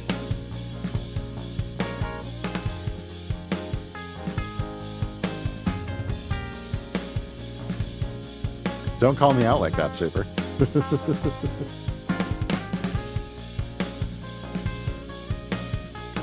So obviously these are just oh, excellent. Yes. Here we'll go ahead and pin that. Boom. There we go. Calling it. No, don't call me out. That's so mean. Yeah, obviously, so the guitars are like totally DI'd. So obviously we're going to do amp sims there and really, beef things up a little bit. But no, Joker, thank you very much for tuning in, and I appreciate it. Just to give you the quick spiel of kind of what's going on here on my stream. Hi, I'm Nathan Scott. Thank you very much for tuning in. I am a professional producer, composer, mix master engineer, multi-instrumentalist. I've been full-time in music for 16 years. And most of what my stream is about is doing work with, for commissioned work for clients. So this track is from a record that I'm doing with the eminently talented Nose Bora, who's a fantastic singer-songwriter from the East Coast in the U.S., not too far away from my neck of the woods. And we've been doing, kind of some post-punk, pop rock, indie rock kind of vibes. So we will be playing some drums on this. We'll be playing bass on this. We'll be doing mixing, maybe playing a little guitar or keys. We'll see. And just doing a general mix. But a lot of the stuff that we do on the channel is scoring. So writing music for video games, scoring video games, indie video games. We also do feedback for people. So if you ever have a song that you want to share and get feedback on from a mixing perspective or a songwriting perspective, usually the first hour or so of every stream, and then all day on Mondays is for feedback. So kind of the vibe around here.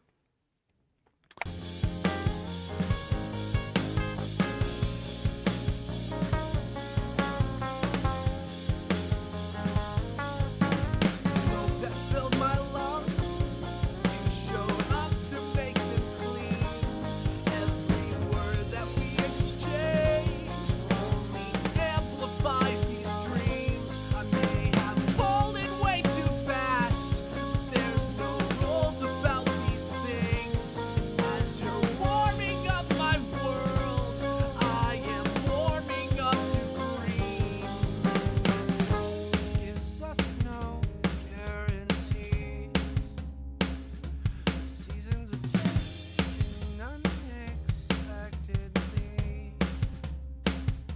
Our scars are written, but I find it comforting that the dead of winter will blossom into spring.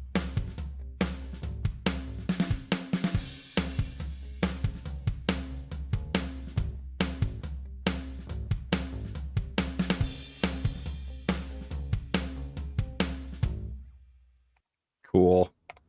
Great fucking song, man. Absolutely. It's kind of perfect. It's just a clean, simple, great melodies, great changes, great movement. I love it. Okay. So first things that we're going to focus on here is getting parts down. So I definitely want to do drums here. I actually really like the, sort of the demo drums, the Logic drums here. I like all the grooves they're doing. So we're going to do some very similar grooves. I just want a little bit more in the way of like fills and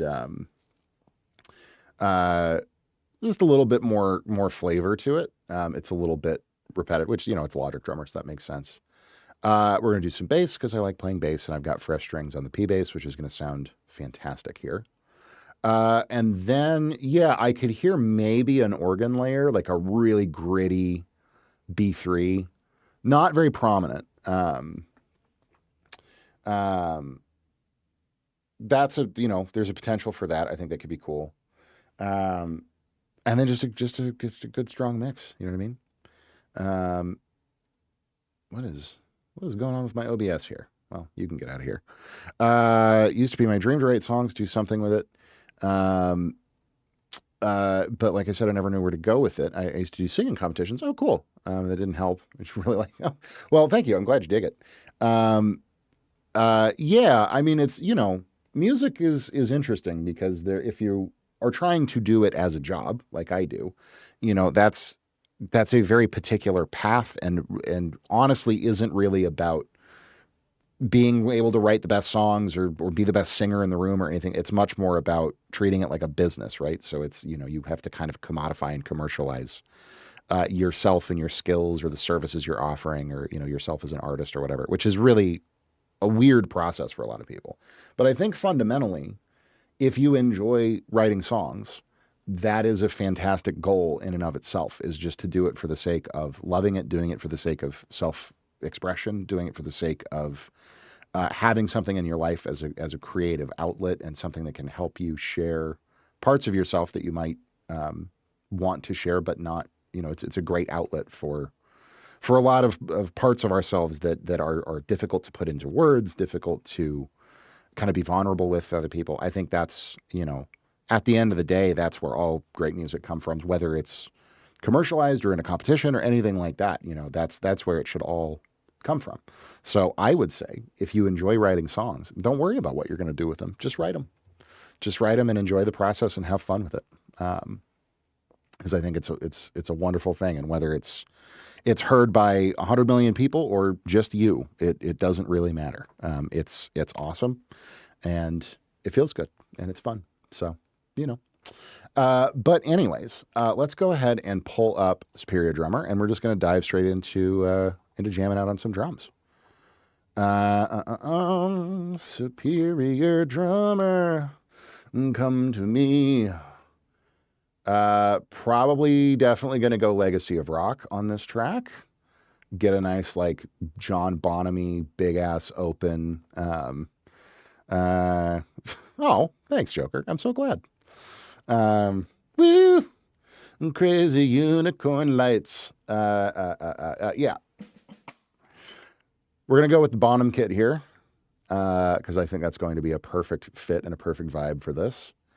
But let's go ahead and sketch out an arrangement real quick, just so I kind of know what's going on. I'll make some little notes for myself up here on grooves. It starts with a note, you're just like a song. So this is going to be verse 1. Out in the cold, just feeling Closed hats.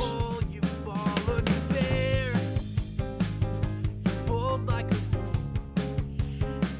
I know that you're scared, but somehow I gave you hope. 'Cause this life gives us no guarantee. Pre-chorus, I like Tom's here, definitely. Seasons are changing unexpectedly. Our scars will remain, but I find it comforting. So this is sort of the chorus. Winter will blossom into spring. Nose, you do this a lot, and I love it because it's a perfect example. I talk all the time when I'm talking to songwriters about having odd lengths in choruses, odd lengths in verses, things that aren't round 4 or 8 or 16 bar phrases, right? Knows you are a genuine master of breaking that convention in a really intelligent way, because you love to resolve phrases a bar early, but you do it masterfully in a way that makes the tune feel really cool. And it's like it's playing with the convention, because you've set up a really strong 4-bar cycle. 3, 4, 1, 2, 3, 4. I'm still expecting the change to come here, right?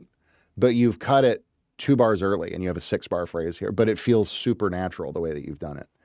And here we are going to go.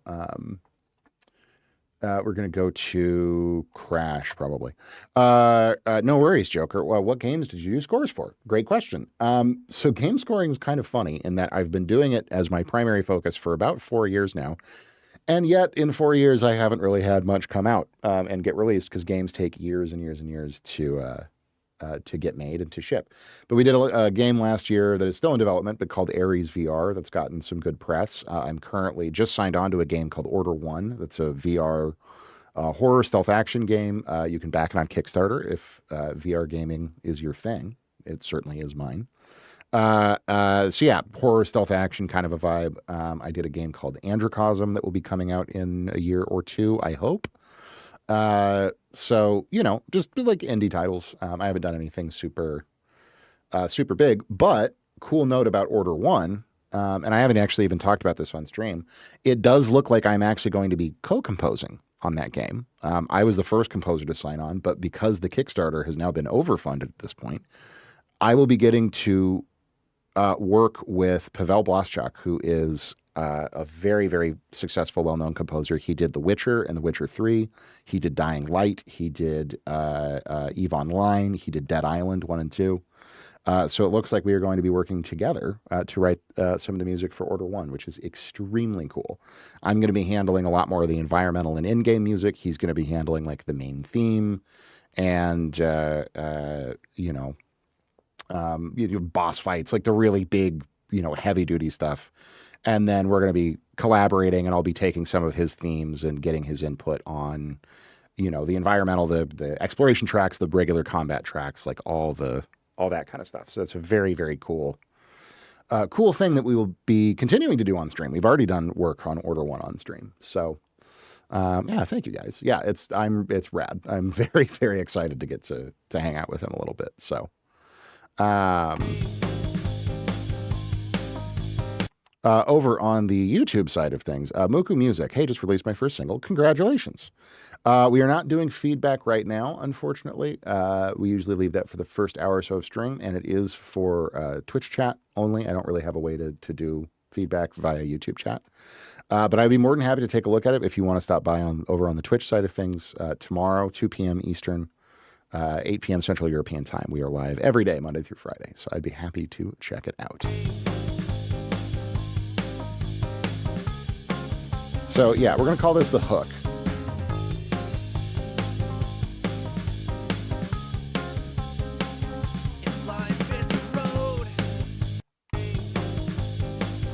Yeah, so here's a situation where, like, I probably would not keep the crash going there. I would go to either ride, maybe open hats. So I'm going to leave a blank marker there, and we'll just kind of see how I feel when I'm playing the tune down.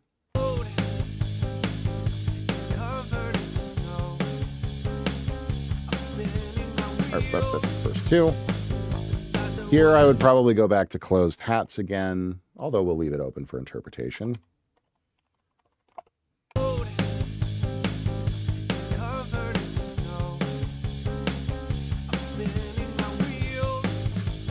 Excellent. Please do, Joker. I'd love to hear it.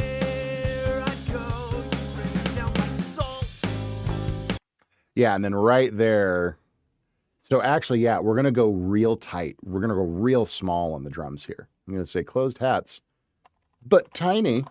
And then we're going to open, build. And right on that word salt, we're going to do a drop one. Bam! And come in on the second beat. On the second beat. It's going to be great. Drop one. Over on the YouTube side, hello, Foizel. Are you teaching or making a song? I'm doing both, my friend. Or at least trying to. This is a track for an artist called Nosbora. Excellent singer-songwriter. We're doing a record together called Broken. Yeah, I'm streaming the process. I have a bunch of different projects at the moment that we are streaming, but this is the one we're working on today. Yeah, we're basically just producing a rock tune. We're going to play some drums on it, play some bass on it, do a full mix and master. We're going to maybe play a little keys, a little guitar. I don't know yet. We're going to find out. Ohio, yikes. I can do some punk.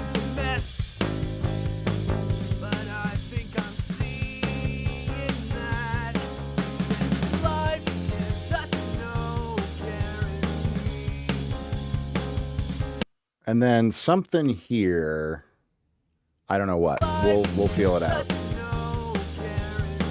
We're gonna treat all of this like a chorus here.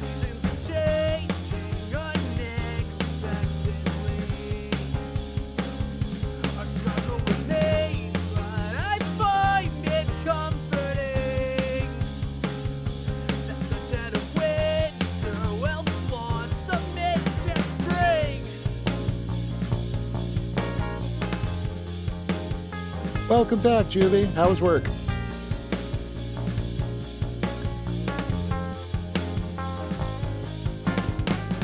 Fantastic bridge. So this is going to go halftime here.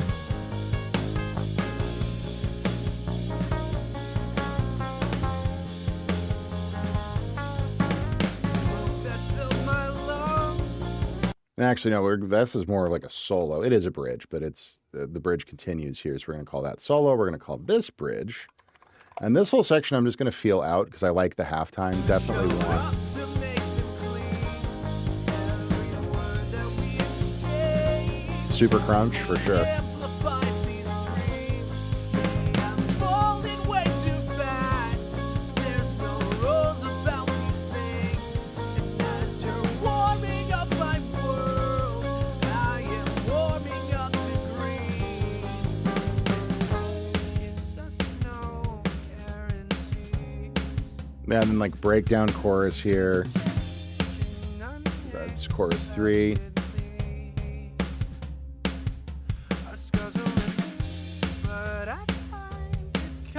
I'm thinking just 8th note chant here, maybe. Gung, gung, gung, gung, gung, gung. We'll see where it lands.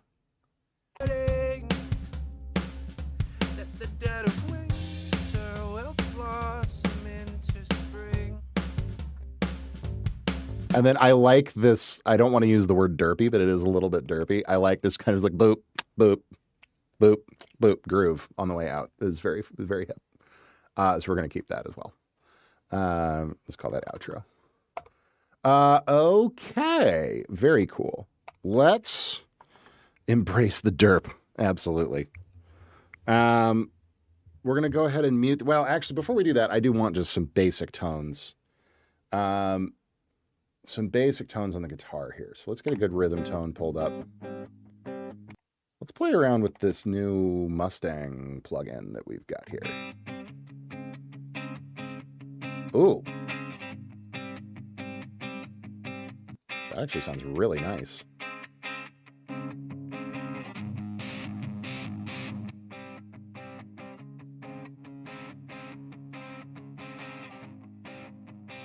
Yeah. And then we're going to add onto this. I want to use real ADT here just to give it some stereo width. The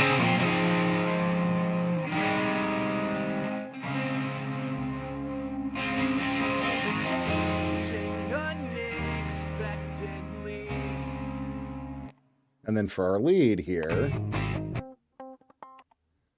we are going to use, we'll just pull up our classic, our favorite tone, just as a placeholder. I'm sure we'll do something really interesting with it by the end of it.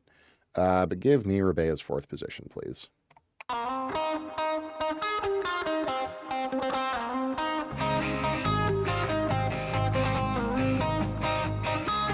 right. If life is a road, it's covered in snow. I'm spinning my wheels. Besides, I wouldn't know where I'd go. Rain down like salt. The ice melts away.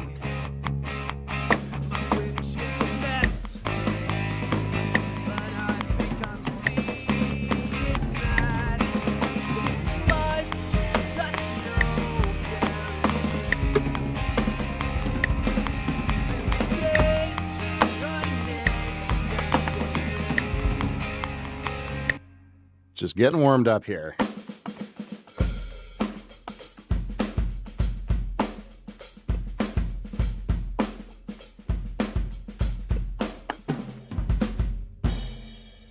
And I need to change that. Hang on, we got a couple of things to worry about here. I've not seriously played drums in a couple of days, so we're just getting a little warmed up. Give me that so that my mapping is right. That should be right.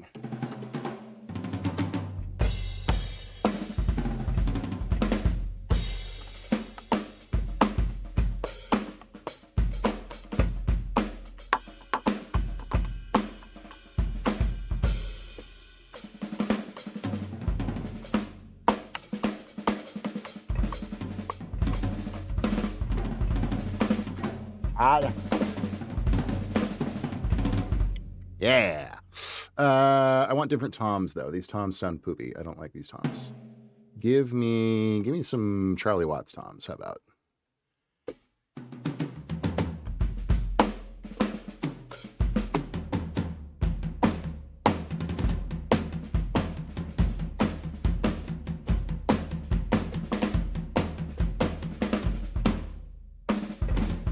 Yeah, that's better. Who's emailing me? I don't care about any of that. Get out of here. Okay, we're just going to run it from the top and just kind of see what happens here. I'm going to be looking over a lot to track my little chart that I've written for myself, but we're just going to see what happens.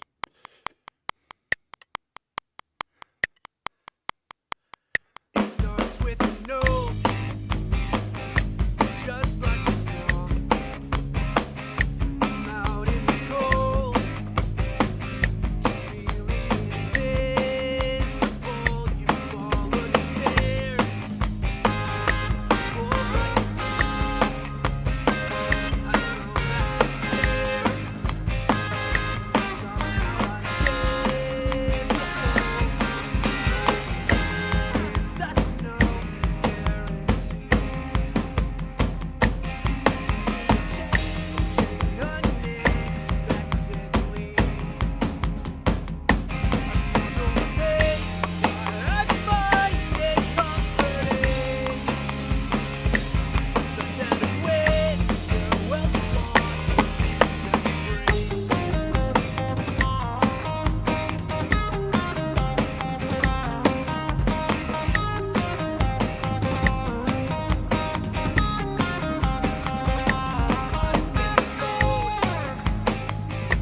All right. Covered in snow. Cool. We wanted to go super tiny here. That all felt honestly pretty damn good. I think I liked pretty much all of that, to be honest. Let me think here. Yeah. All right, we're going to drop in on this tom section here on the hook.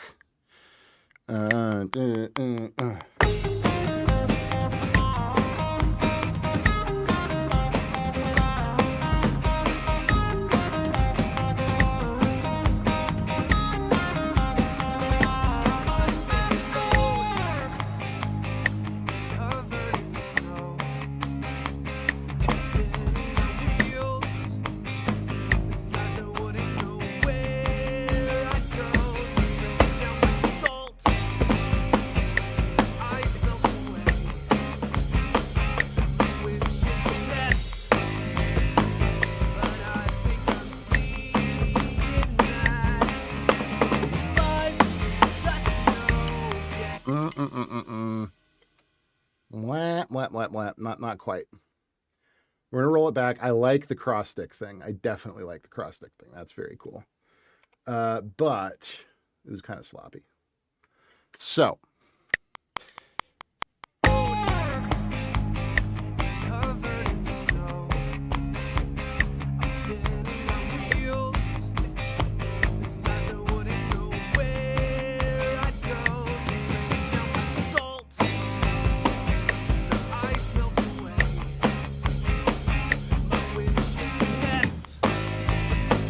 But I think I'm seeing that this life gives us no guarantees. The seasons are changing unexpectedly. Our schedule remains, but I find it comforting. The dead of winter will blossom into spring.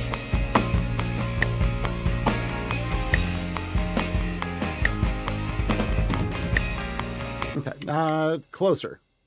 I liked everything up to the chorus. Life gives us I think. Do we want to go? this life gives us no guarantee. I think here we just want to go straight in. I think we want to go straight into the big crash groove here. Crash ride.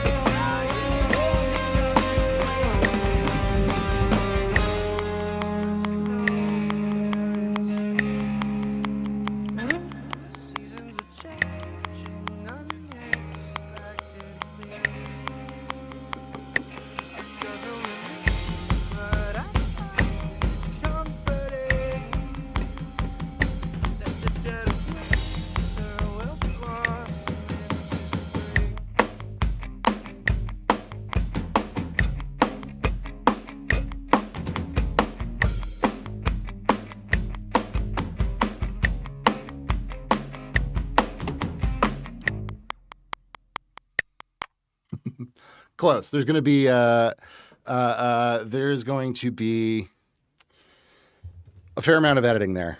I think that was all really good. I think that was all pretty solid. We can tweak as it goes along, but that felt nice. Nose, what do we think? How's it feeling? Was there anything in there you didn't like? Would love to hear crashes following guitar hits on the drop. I think I did. Did I do that? I feel like I did that. Yeah. Blonde, sky, dude. I think that's the part you're talking about, right? Of course, we can always just start editing. Can we listen back? Yeah.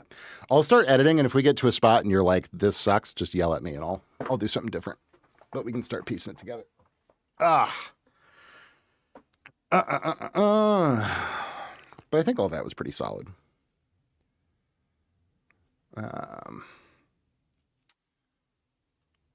Let's see here. Okay, so first things first, we are just going to do our classic little quick quantize. Make me sound somewhat better than I actually am. I don't think I did anything 32nd note-ish, so we should be good with just 16ths here. No swing. Maybe a tiny bit of swing, just a teeny tiny little bit. And we're going to go like 60% here. Quarter note guitar after the drop that you wanted to be huge. Okay. There's a few sections I could think of as a drop. Where are you talking about specifically?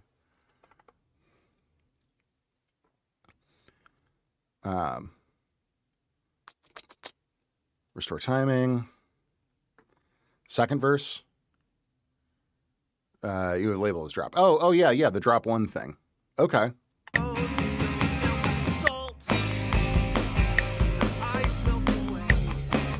Oh, you want just like like crash there? You're saying?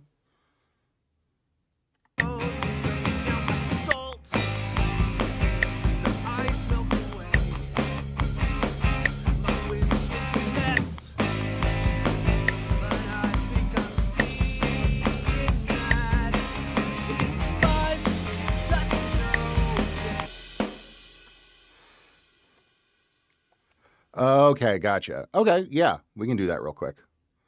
Good call.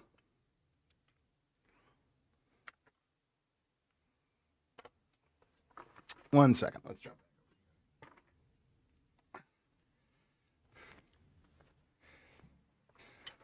So just, do you want any of the,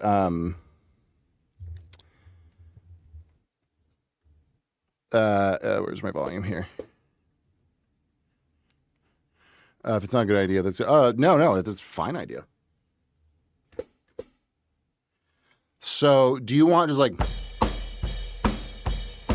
with like quarter notes on the kick, or like what I would do with the groove of the rest of the tune?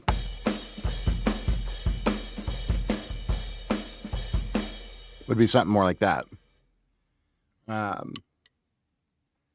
I can do quarter note too. Let's try it with the normal groove first. Then if you don't like that, yeah, sure, absolutely. You mean on Discord? Chat will be able to hear you if it's on Discord, which is fun.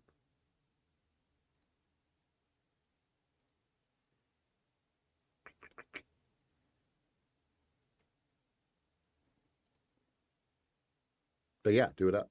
Either way. I'll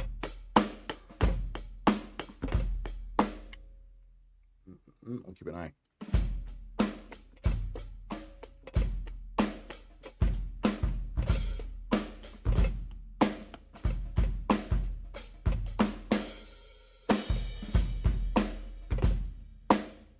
Deploying flashbang.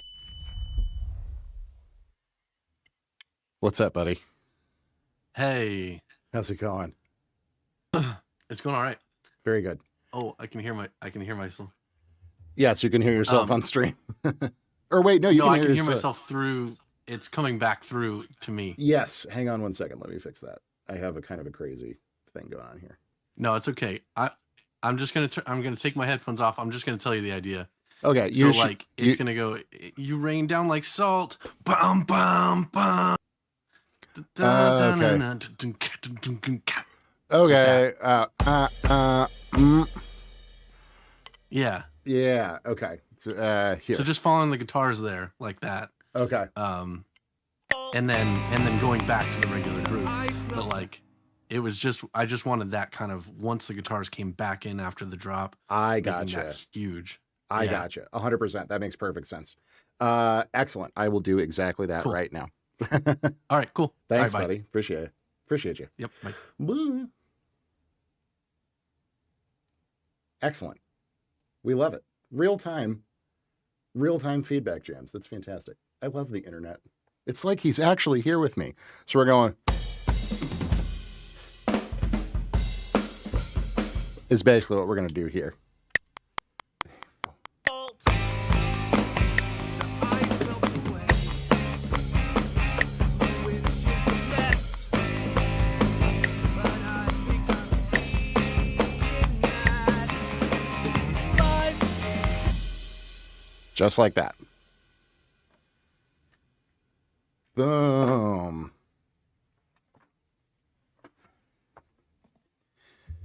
Amazing.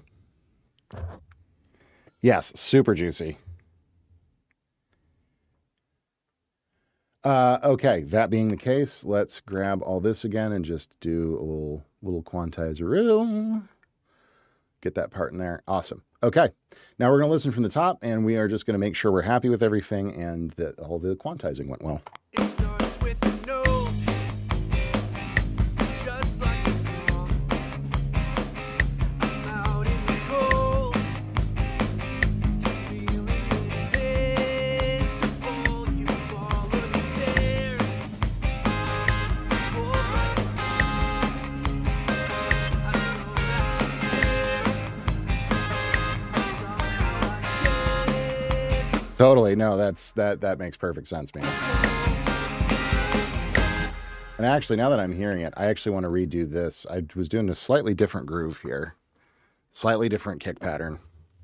I want to fix that. I want it to be the one that happens in the rest of the tune. Because sometimes you go for slightly simpler grooves in first verses, but it's not exactly what I want here. So we're just going to roll from here up to this first pre-chorus. Just like a song, I'm out in the cold, just feeling invisible. You followed me there,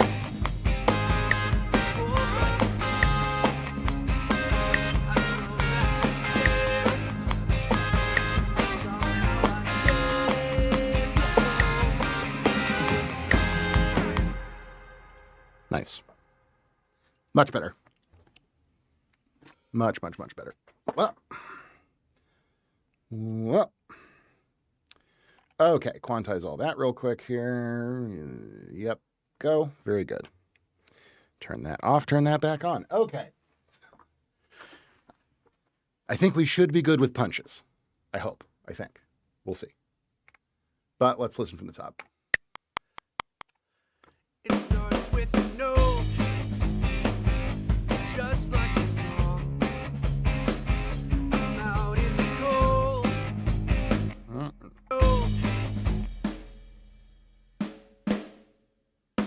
There we go.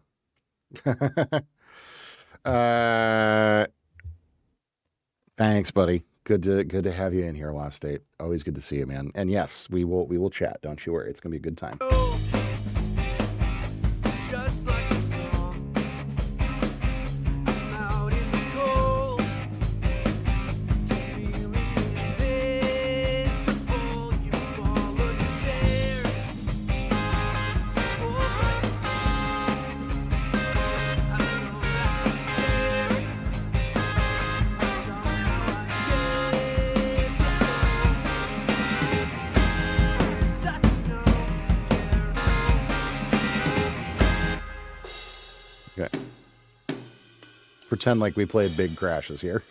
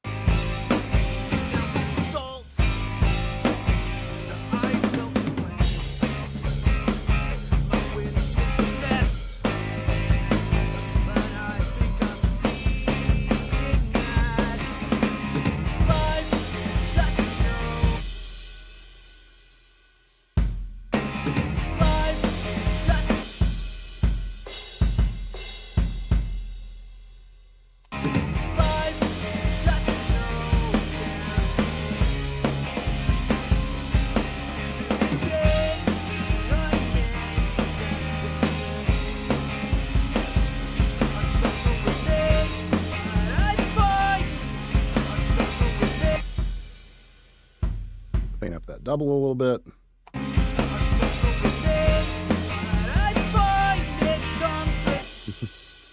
Whoop.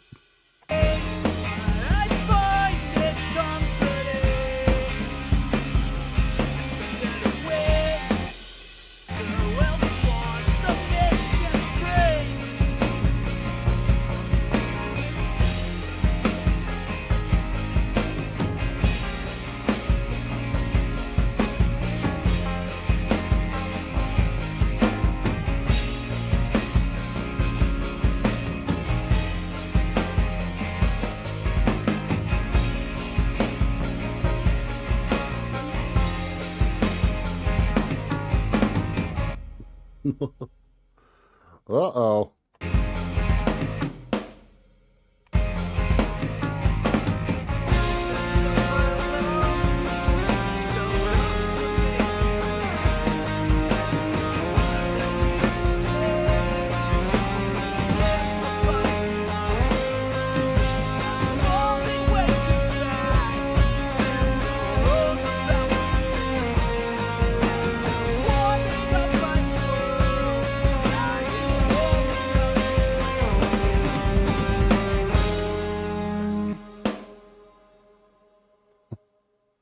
That fill went so well.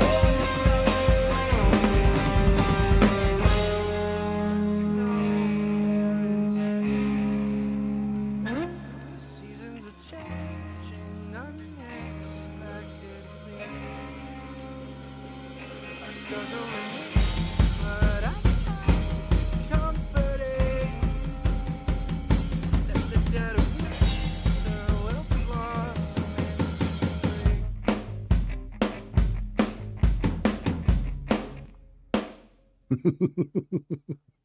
Somebody said lean into the derp, so I did, and honestly, I kind of love it.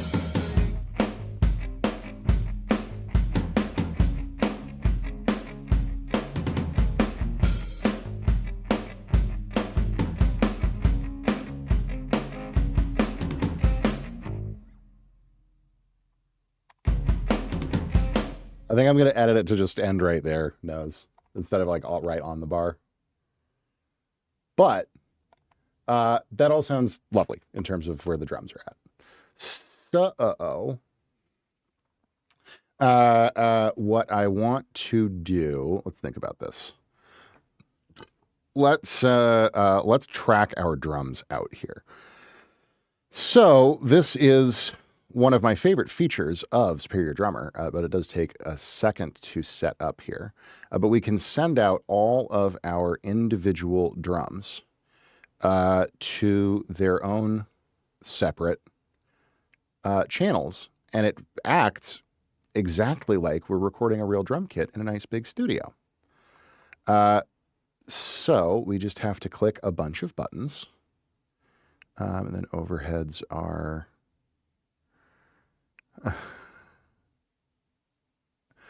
I mean, that's a good thing, right, Juby? Isn't that a good thing that they're not doing it anymore? We don't have gongs or timpanis. We don't need any of that. We don't need a second floor tom. We don't need mono overheads. We do want ambient mics, though. Hang on, let me make sure our routing's all good to go here. Kicks on 1. Top snare is 2. Bottom snare is 3. Rack tom is 4. That is 5. Hats are 6. Overheads should be 7. And ambience should be 8. Yes, that all looks correct. That should be fine. So we just need 8 tracks. Now we want to enable bleed on all of these. Give it a second to load everything. Bleed, yes. That's fine. Overhead has bleed for everything, and ambience has a bleed for everything. Okay, great. This all should be good to go. Seriously, Julie. Okay. I want 8 tracks, stereo audio tracks, and I want it input ascending starting from Superior Drummer. Oh, and before I even do that, we need to go over here and click expand and enable outputs up to 16. Very good. It's easy, guys. It's so easy. It's all very simple. It's like so simple and intuitive, all of this routing that I'm doing right now. It's not totally insane at all.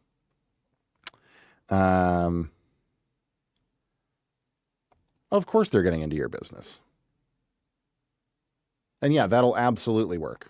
It'll work great.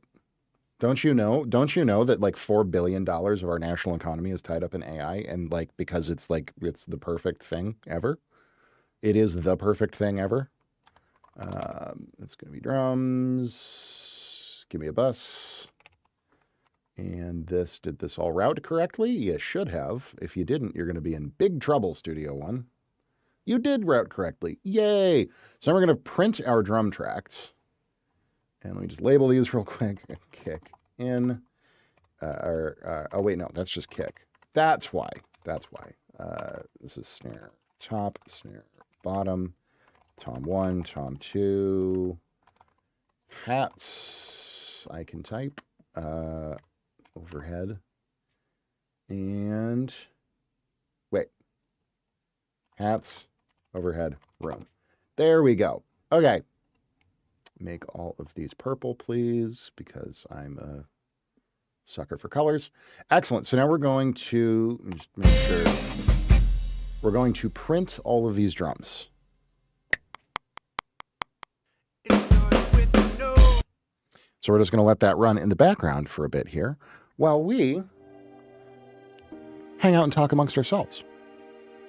I don't know why it's doing that, where it's playing my transition animation twice. That's very annoying. I'll have to figure that out. They got to make AI look shiny for the investors. It's pretty much laundering. Yeah. Because as soon as investors realize that no one ever wants to use it for anything and it can't do anything that it promises that it can do, and it's actually just a terrible nightmare, all of these companies are going to absolutely collapse, and I cannot wait, to put it quite frankly.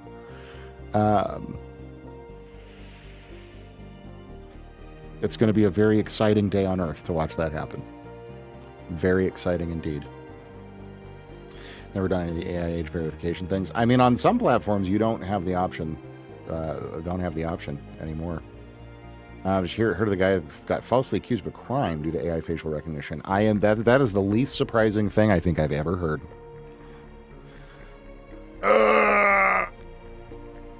But it's not. I don't see it being at all feasible that it sticks. You know what I mean?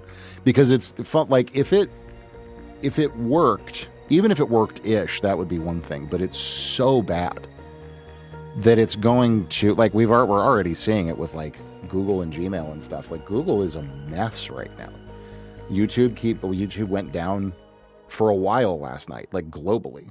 And I guarantee you it's because they're making all their people use Gemini to write all the code, and it's bad code. Like, it's a useful thing to like help, here and there and write simple boilerplate stuff, but they're trying to treat it like it's an employee, and it just simply isn't. It just absolutely is not.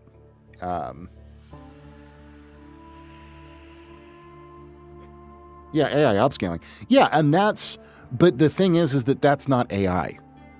It uses a machine learning algorithm, quote unquote. It uses like a neural network type algorithm to do it. That's not AI though. They're calling it AI as a marketing tool.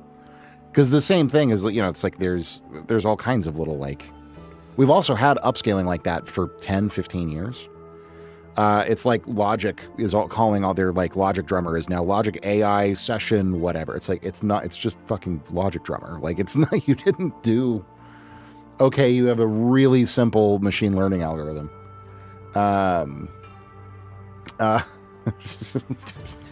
No, it's not that you're a consumer sheep. It's that they're just lying. Like, they're just absolutely lying about this stuff. And any way that they can use the term, they're going to, because it makes number go up. So it's not at all that that people are sheep. It's that the companies are just completely dishonest. And once you really understand how the algorithm, they're like the AI systems themselves work. Challenge for you. How in the world do you get the piano tone from When the Morning Light Shines In by Dan Romer? Need a channel point option for that? Honestly, yeah, that would be a very cool channel point. Hang on. Let's look at that. Our stems just finished printing, so that's great. But we will listen to this real quick.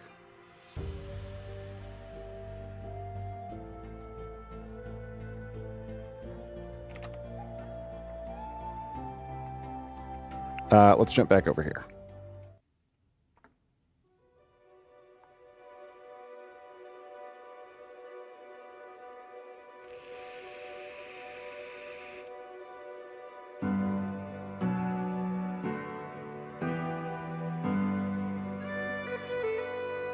That's an upright piano, not a console grand, or not a grand console grand. What the hell is a console grand? That's not a thing. That's just an upright piano. There's no processing on that. It's just slightly out of tune. You can get that very sound with Keyscape, with the wing upright in Keyscape. So there's multiple different ways of. Yes, that warble comes from. Have you ever looked inside of a piano? Because inside of a piano, most of the strings, except the lowest bass strings, have multiple strings. And so when you have a piano that's kind of in disrepair, especially an upright piano, as opposed to a grand. You get it to where the strings are just ever so slightly out of tune with each other, and it needs a piano tuner to come around and tune it, and you get a natural sort of warble. So the wing upright is.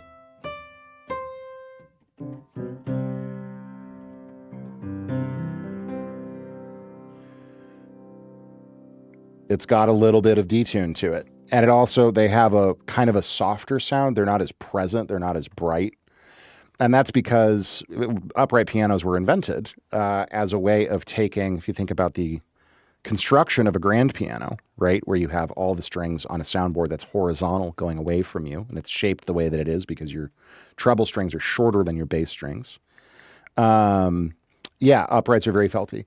They have taken the entire action and rebuilt it and stood the soundboard with all the strings going vertically, as you can kind of see in the image here. And it makes it so the piano sits upright in front of you as opposed to extending away from you like a grand. But it destabilizes the soundboard a little bit, so they go out of tune faster. And the way that they had to rebuild the action to where instead of pressing a key and the hammer's doing this, you're pressing a key and the hammer's kind of up on its end, almost like a kick drum pedal on a drum set. So it changes the nature of how the action operates, and which changes the timbre of the instrument.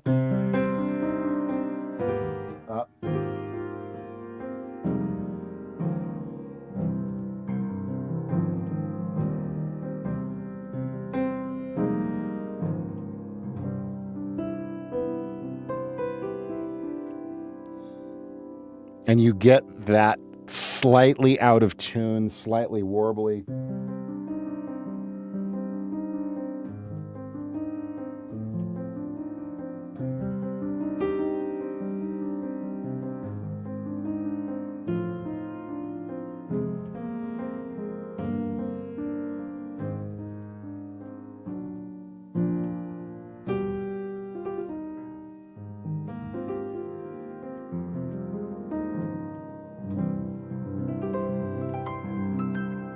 No effects, nope. You could add like a tape kind of an effect that has wow and flutter in it to get something kind of similar. But fundamentally, just get a good upright piano, like a tapey kind of thing. Yeah, absolutely. Another good library for that is the Maverick from Native Instruments, is an upright piano sound that is similarly like ever so slightly out of tune.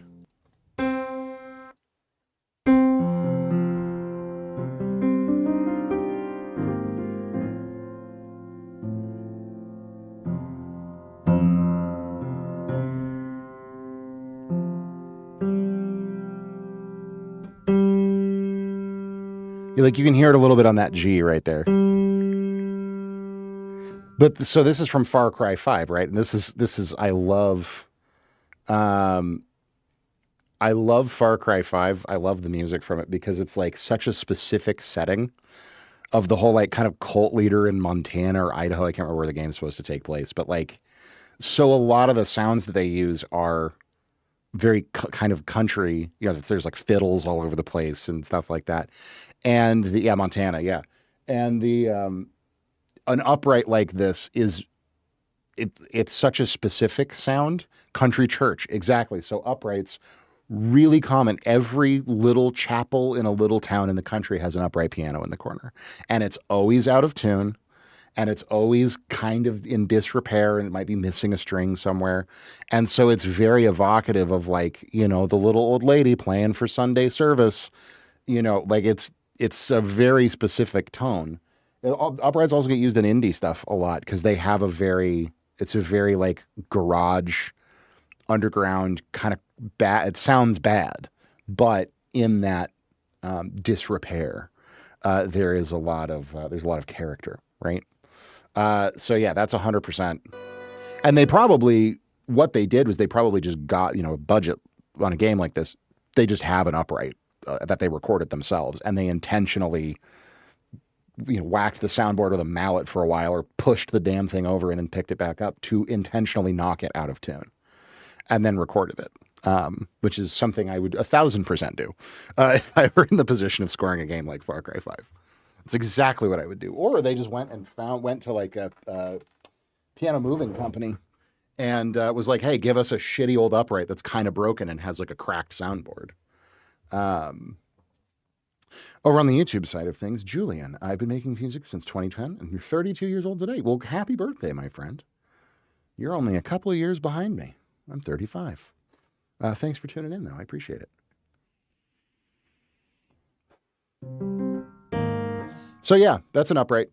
I can pretty much guarantee you. Yeah. That's just slightly out of tune with itself, and you get that natural kind of warbly vibe. Anyway, cool question, though. Yeah, oh, yeah, it has great vibes.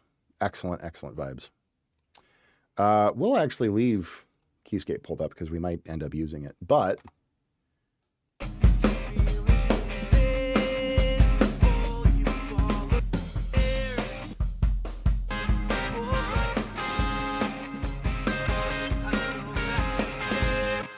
we're just going to throw some compression on here real quick. I don't want to go 2500. That's going to sound too big rock. I want to go something a little rattier.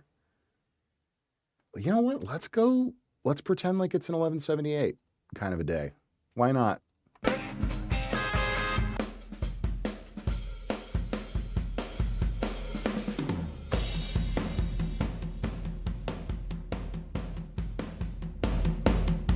Oh, God, yeah.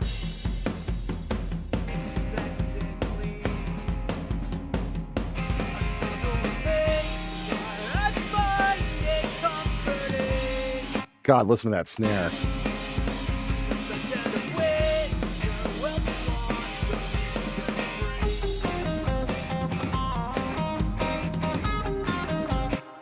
Okay, great. I'm loving where that's at. We are going to, let me check one thing real quick here.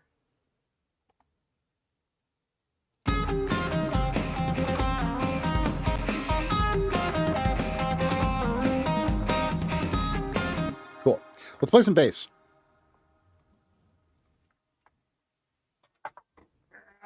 And we're going full bore, super bright, gritty P bass here.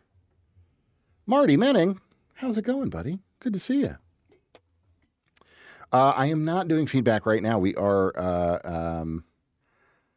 yes, definitely drier on the lead, 100% nose. We are working on a track for our good dear friend and singer-songwriter extraordinaire, Nose Bora. We're playing some bass, we're playing some drums, doing a rock thing today. Feedback is usually for about the first hour of stream. So if you want to swing back by tomorrow, 2 p.m. Eastern, 8 p.m. Central European time, I would be more than happy to check out your track. I would love to hear it. But we're kind of in a bit of a flow here working on this. So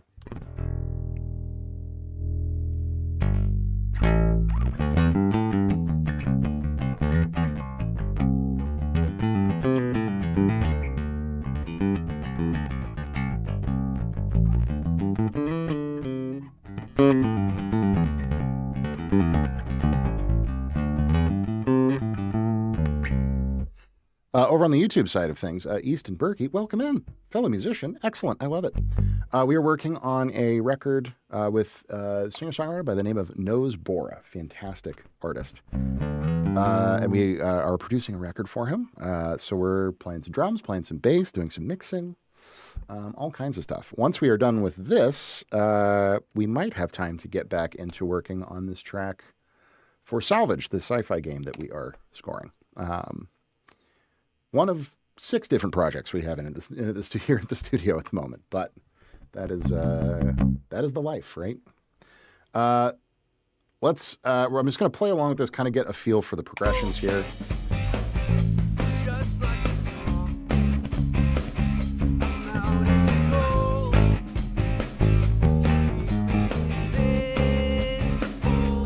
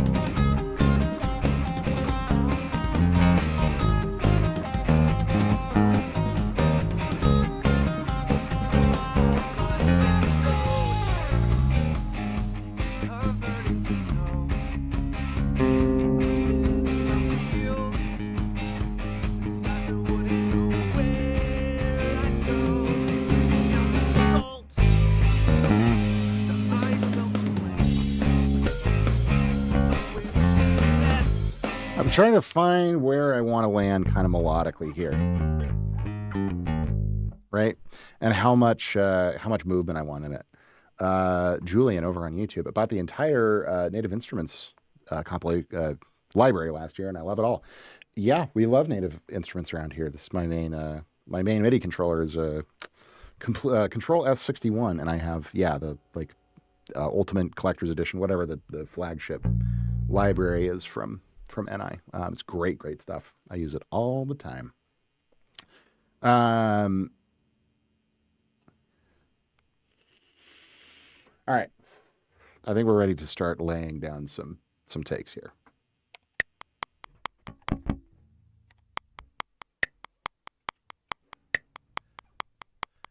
It starts with a note, just like a song. I'm out in the cold, just feeling invisible. You followed me there, hold like I know that you're scared, but somehow I get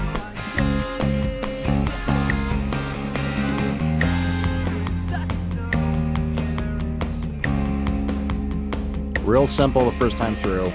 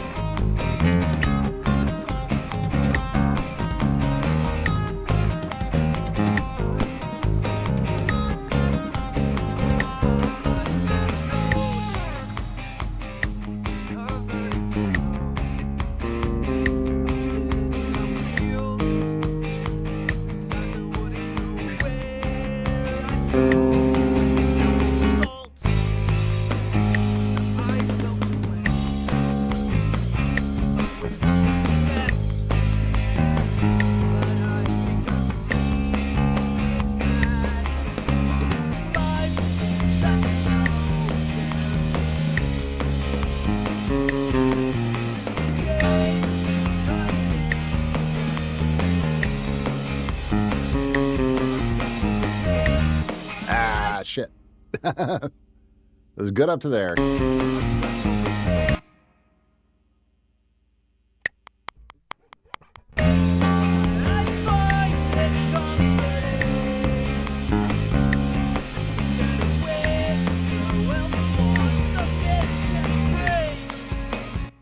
going to do that a little bit cleaner. Over on YouTube, Cheston Horton, can I make a request? That totally depends, my friend, on what the request is.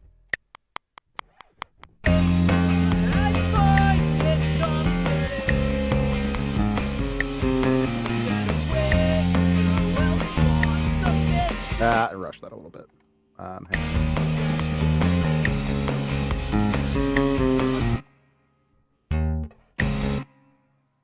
What is the song? The song is called Windshield. This is an artist, fantastic singer-songwriter by the name of Nosebora, East Coast, U.S., that we are producing a record for.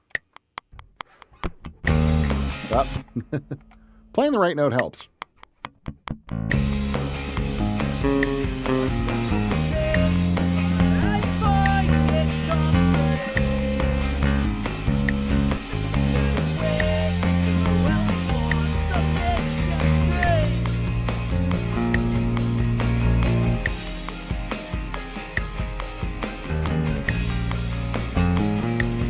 Okay, so we're going down to the 2, minor, sort of minor 2.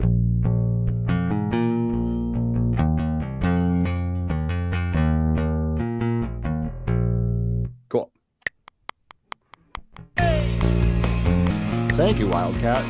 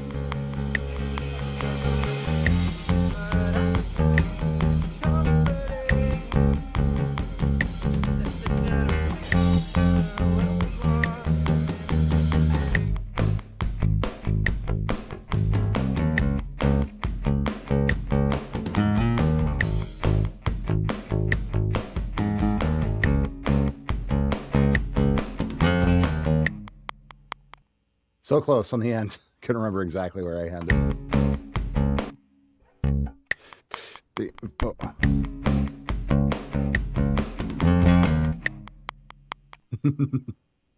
Neat. I am pretty happy with all of that. I think it's pretty solid. If we need to punch anything, of course, we always can and will. Over on YouTube, Wildcat the Gamer, also make my own songs. Excellent. Very cool, man. I love it. And Cheston Horton, to a teenage dirtbag on a quest to find out how many guitar players will play it. Yes, we don't really do any kind of song request stuff around here. Just to let you guys all know, since we have a few new friends in here watching, both on Twitch and on YouTube, Real True Beast, how's it going, man? Good to see you. Thanks for tuning in. I'll kind of give you guys my spiel. Hi, I'm Nathan Scott. I appreciate you guys being here. I am a professional composer, producer, mix master engineer, multi-instrumentalist. I've been in the business for 16 years now as a full-time professional. And most of what my stream about is doing exactly what we're doing right now. So this is sort of commissioned client work for real artists, real game developers, TV, all this different kind of stuff. Today we are working on a very cool record from a dear friend of the channel and exceptionally talented singer-songwriter, Nosebora, based on the East Coast of the U.S., which is where I am too, in New York City. But yes, we're doing some artist production. We also have multiple different video games in production at the moment that we are working on. So, we just kind of hang out. We work on stuff. I talk about my process, the software that I use, plugins, music theory, songwriting, arrangement, all these different kinds of things. I answer as many questions as I can about how to make music. And we also do feedback for people. If you have a track that you want to share that you're working on, that you want kind of a professional opinion on, we're happy to do that. Usually at the beginning of stream, and then also all day Monday is Feedback Monday. So that is kind of the deal around here. But we've got some good bass, we've got some good drums, and this track is shaping up just beautifully. So we're going to put that down for now. I'm not gross, you are on YouTube. I was like your first groupie. I don't have any of those. Thank you very much. Break Bass, how's it going, buddy? Good to see you. Welcome on in. All right. So let's go ahead and now we can actually really start thinking about mix stuff here. We are working on a track for Nosebora, Break Bass. Very cool rock track. I want to just play around for a second here with, so feedback, we are not doing feedback at the moment, unfortunately. If you would like to swing back by tomorrow, would be more than happy to check out what you got going on, though, of course. I want to just play around with some Hammond real quick and see how it feels. I don't know. Excellent. Sounds good, Break Bass. I can't wait to hear it. Let's see here. Look, here we have an A flat.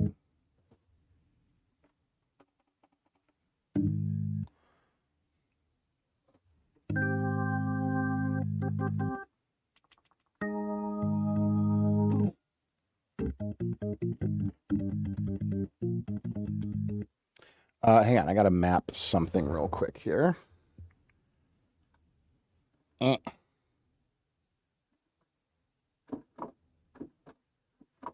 Boom.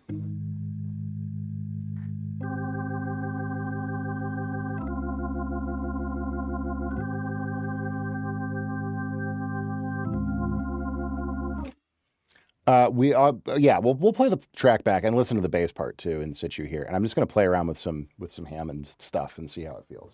It starts with a no, just like a song. I'm out in the cold, just feeling invisible. But there, hold like a I think that you stare. Somehow I can't. Just no caring.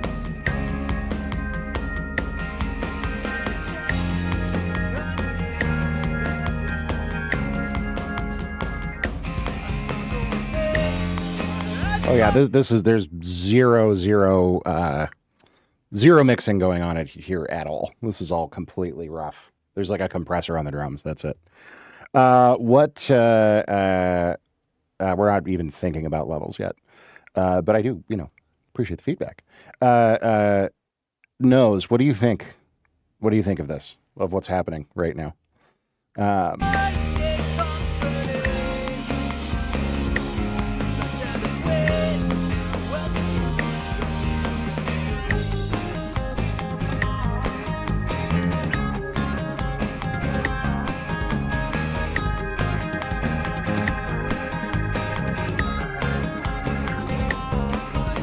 I can't decide if it needs it or not.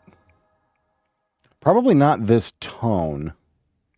It's not exactly coming in after first chorus. Yeah.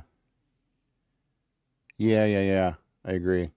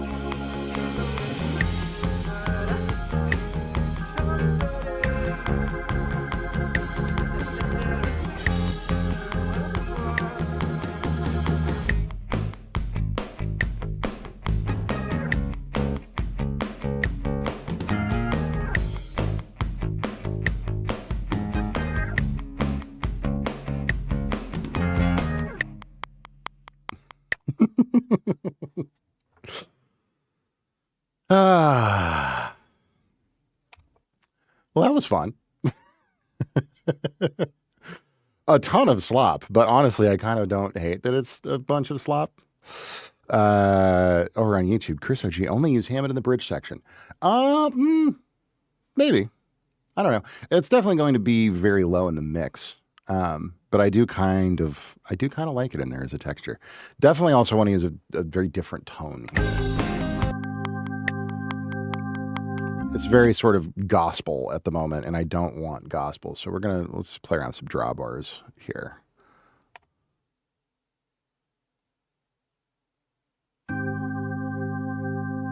Oh, wait, that's lower. Oops.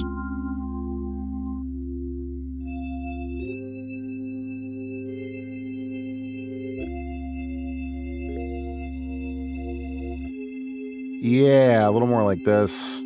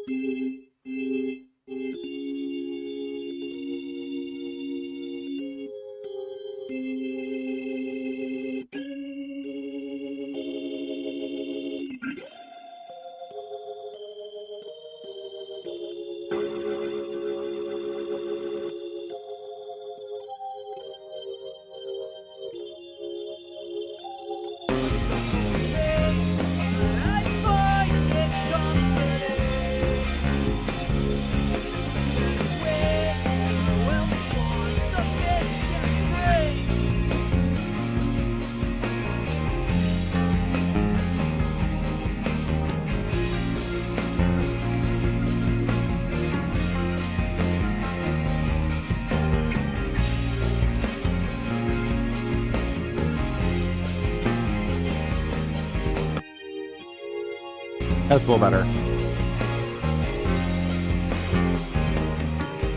Yeah, like right there. Like that's super sloppy. Let's fix that real quick.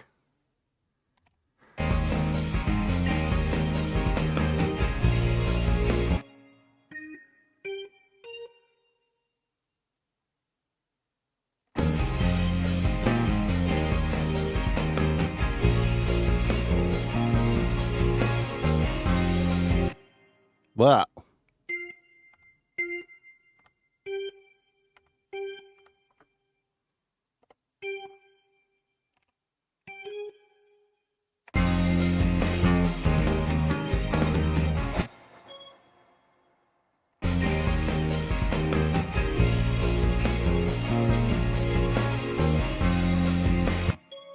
That's what it is. There we go.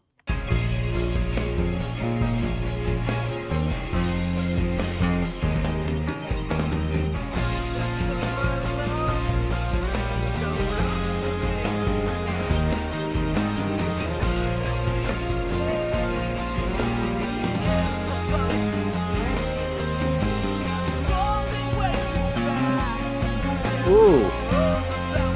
Yeah, and that's with the spring reverb on there. It's hitting some very nice. I'm very warm. It was cold this morning, but now I'm very warm. Really, really nice paddish movement here in this whole bridge.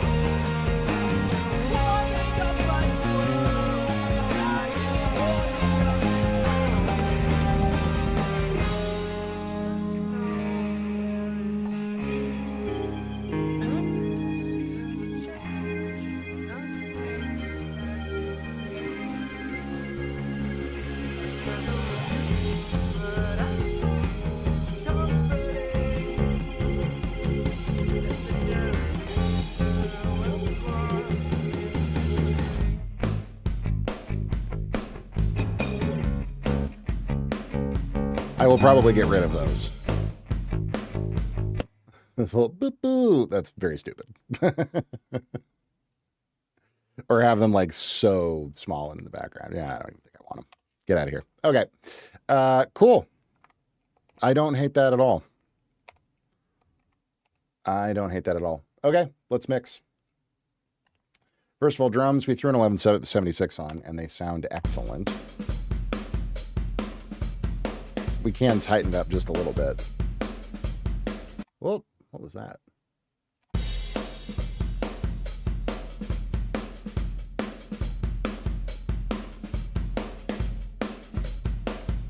Whoa. Whoa.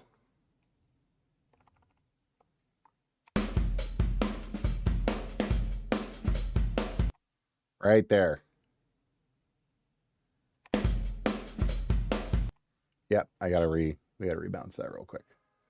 That's okay. That's very easy to do.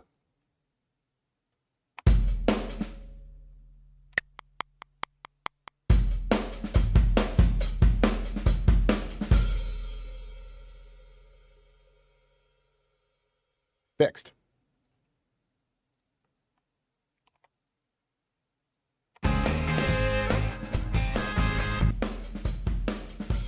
I don't want to do too much. These drums already sound like really well balanced. I really like it. What I do want to do though is our classic room mic trick here, where we absolutely slaughter the room mic.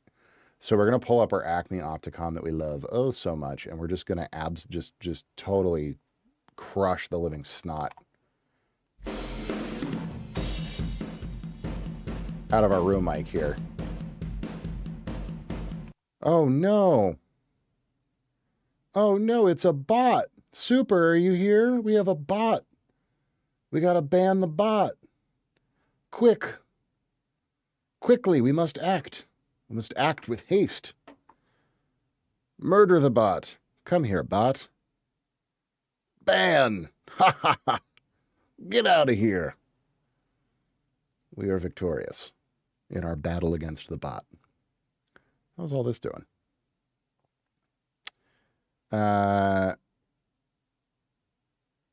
Okay, anyways. Get a job, bot.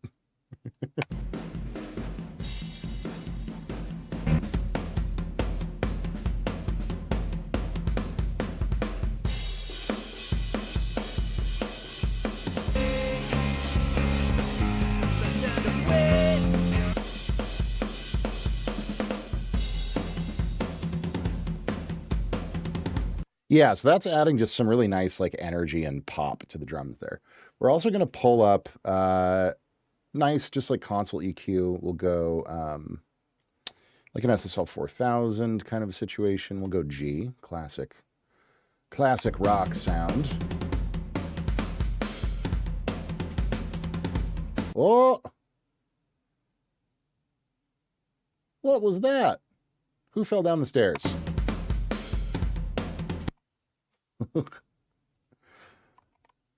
This is what I'm surprised that there's so many little weird MIDI errors here. We listened through all this and none of it stuck out.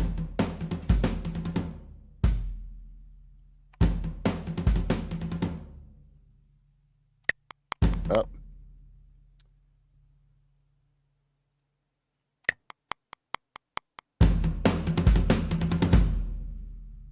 Wait.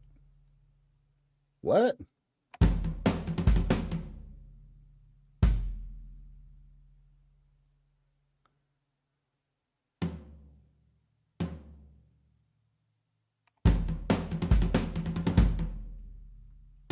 I think it's that tom note that's sticking out to me there.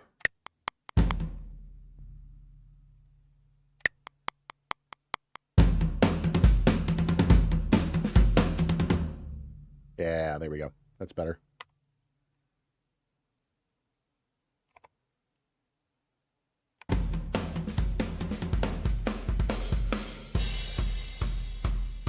So we're adding a little top end. There's also just like a little bit of woofy buildup around 250 I can hear.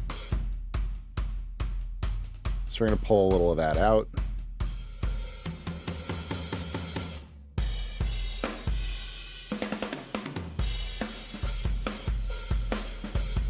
Move that to before the compressor. And that is a banging rock drum sound right there. I love it. Does not take much when you've got a good source material. Okay, let's look at the bass.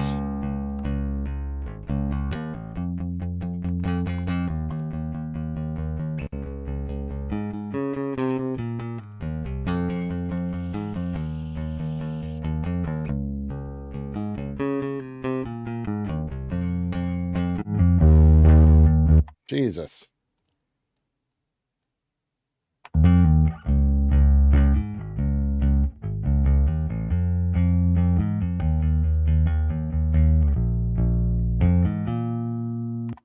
And see, I don't understand these presets because this is like boosting 300, which is like just the worst thing you can do on bass, in my opinion, because it just muds it out like crazy. So we're going to fix that. And I want grit here. I want brightness. I want drive. I want pick articulation. So we're going to focus our EQ up 2K, 4K, hell, even some 10K. Why not?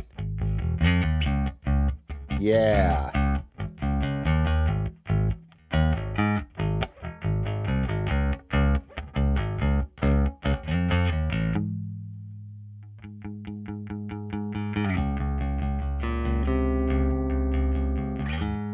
Yeah, that's a good bass tone. And then we're going to add, of course, our LA2A here, and we're going to just honestly crush the snot out of it.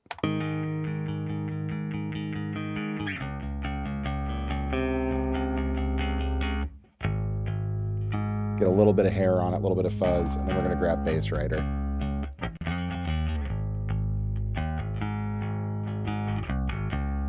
Fast pick bass is always a good preset. Okay.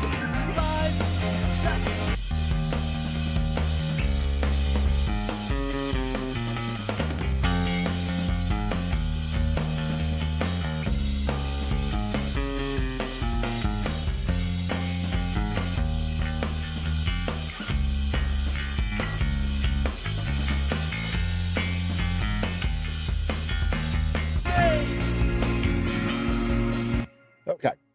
Now let's work on our organ sound a little bit. We're just going to compress it a bit, pull it back in the mix. We're going to go... Who's good? I don't know. DBX, maybe?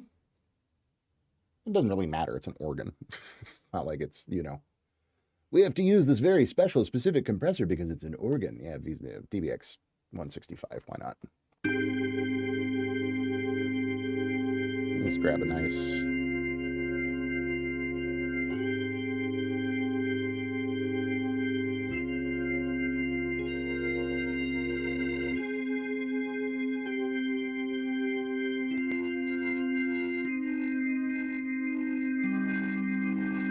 Stop that, Jesus. Yeah, there we go. That has a little density.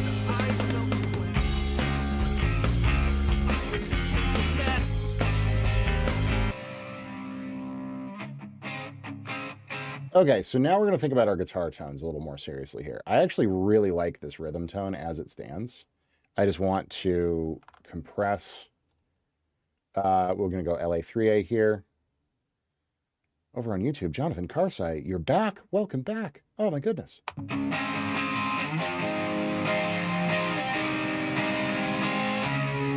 Oh, wow, that sounds good.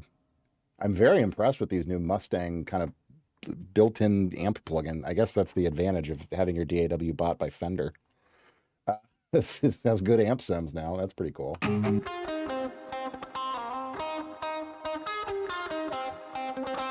And yeah, that is totally the wrong tone here. I mean, let's play with this Mustang a little bit more. This Mustang native vibe. Let's see. Give me some presets. Give me like some lead. Not uber metal. I definitely don't want uber metal. SoCal punk. Honestly.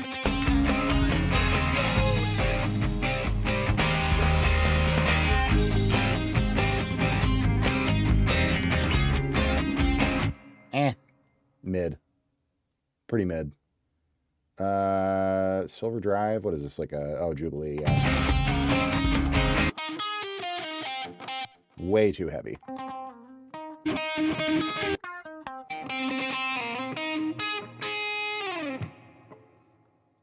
That's not bad. Like a driven. Yeah, overdrive into a deluxe. Sure.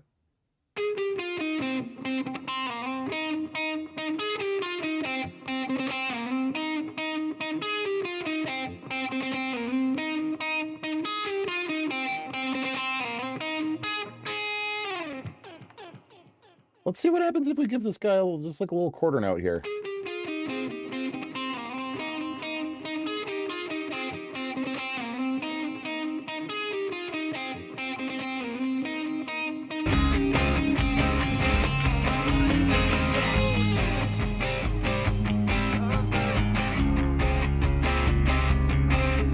Also, let me label these because my session is extremely disorganized at the moment. That's lead, that's rhythm.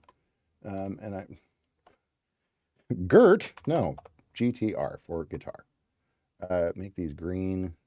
Let's get rid of some extra shit that we don't need here. That's the solo. We definitely need that. We'll deal with that in a second here. We don't need that track. We don't need, yeah, we're not going to do anything with Keyscape. I don't think we really need much of anything else here. We've got B3. You're going to be orange, and you're going to come up here. Literally the only final thing that I'm kind of thinking could happen here is maybe tambourine, but that's like a hard maybe. I don't entirely know. And we'll keep these lead vocals in here for now, the re-recorded ones, but I do really like the take that you've got, Nose, on the SM7 here. So we're going to focus on that one first, and if there's we find anything in it that we don't like, which I don't think we will. We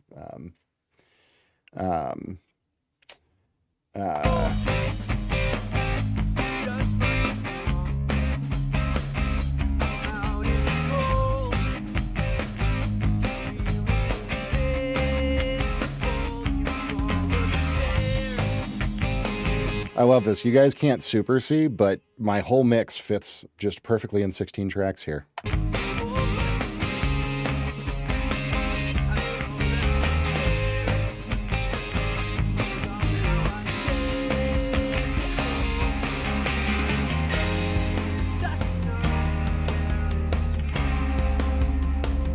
I kind of like where those tones are at the moment. Let's work on the vocal just for a second and get a decent starter tone going, which should not take long at all. Because we're really not reinventing the wheel on any of this. And this is what I mean, guys. I talk about this a lot. When you have a great song, you don't need 9 zillion effects. You don't need a ton of automation. You don't need it. It's a good song. you could release it unmixed and people would still want to listen to it. And this is a great song. It's got good lyrics. It's got a great melody. It's got excellent structure. It's got cool chord progressions. It's accessible. It's simple. But it's a vibe. It's an absolute bop.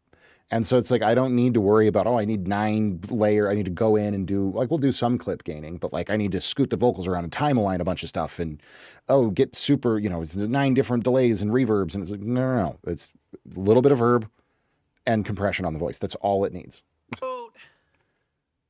You're just like a song. I'm out in the cold, just feeling invisible. You followed me there. You're pulled like a rope. I know that you're scared, but somehow I give you hope. 'Cause this life gives us no guarantees. The seasons are changing unexpectedly. Yes, no, exactly. No, that's honestly a great analogy. Like, you don't need a ton of stuff to make it delicious. It's steak. It's great. 'Cause this life gives us no guarantees. The seasons are changing unexpectedly. One thing I am going to do here, though, is because there's a lot of dynamic to this vocal, I am going to do an additional compressor before Silk here. And we're going to do kind of this thing where we set up a really fast compressor just to catch peaks. So I am going to grab an 1176. It's also going to give us just a little bit of grit to the tone, which I think is going to be a good and useful thing. So we're going to set up here, fast attack, fast release, 12-to-1 ratio. And we're just going to pull our input all the way down, input gain.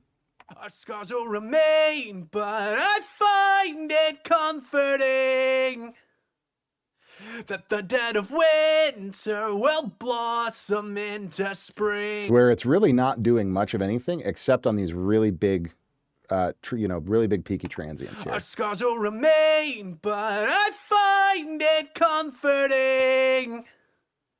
We use the revision A for just a little bit brighter. Our scars will remain, but I find it comforting. It's just helping Silk to work a little bit less hard. Silk excels at riding the vocal, but it doesn't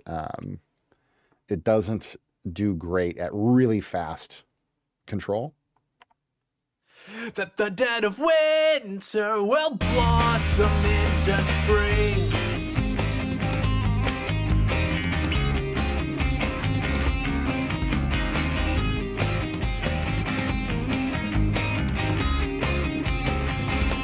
Life is a road, it's covered in snow. I'm spinning my wheels. So now I want to add, we are going to do a little verb and a little delay. Maybe 2 delays? I don't know. We'll find a good middle ground. We want to slap back for sure. And then we want a nice verb, and then maybe I'll add a longer delay just for a little bit of dimension, but I don't even think that's going to be necessary. We're going to go a shorter verb tail here. So let's grab 7th Heaven, which is one of our favorite verbs. Still a bit more washy. Interesting. There's a tiny bit of spring verb on it, and then I do have a delay. And turn the delay off. Let me turn the verb off.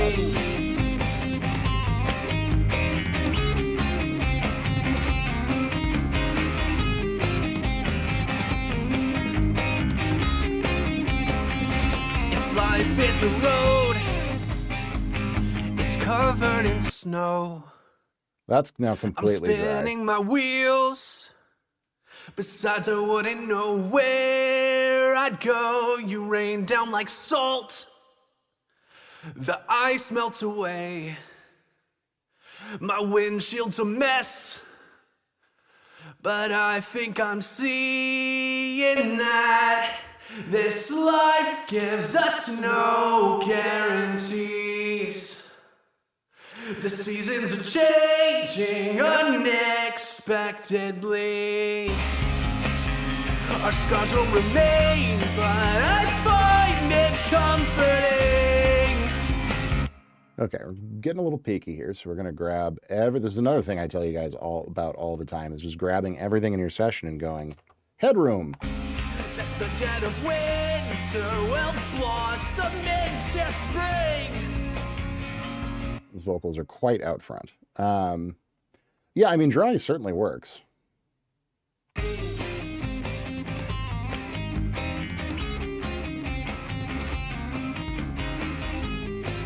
Let's start getting a little bit of mix bus processing going on here as well. Let's grab like our console. If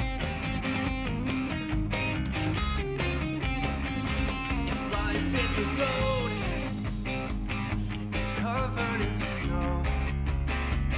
I'm spinning my wheels, besides I wouldn't know where I'd go. You rain down like salt, the ice melts away. Windshield's a mess, but I think I'm seeing that this life gives us no guarantees. The seasons are changing. And the B3 is in there. It's really just felt, not heard. Like, it's not super prominent at all. You can honestly barely hear it, but that's honestly like exactly where I want it. Just as like an extra little texture.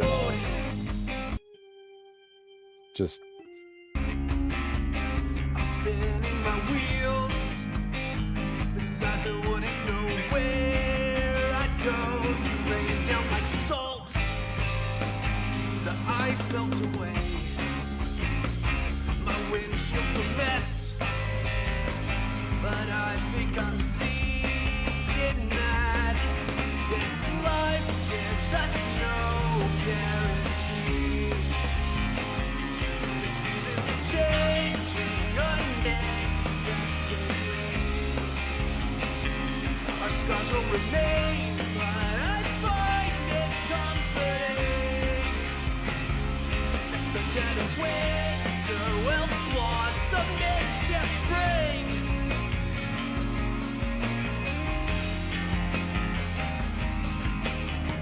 okay. What's our guitar solo doing here?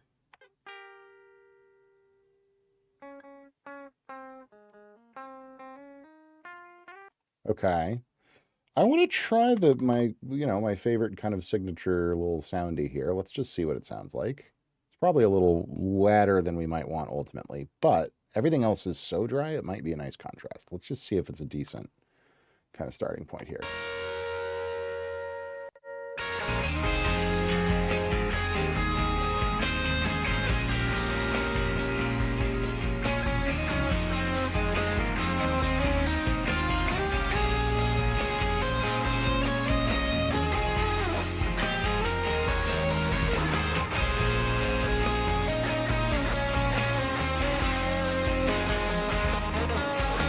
The smoke that filled my lungs showed up to make the That works really well, actually. I would say Nose is the only one in the game right now. Let's boom. Let's go fight. We'll just clean up that little tail end of that stem there. the smoke that filled my lungs. I'm actually going to mellodyne this just a wee bit here.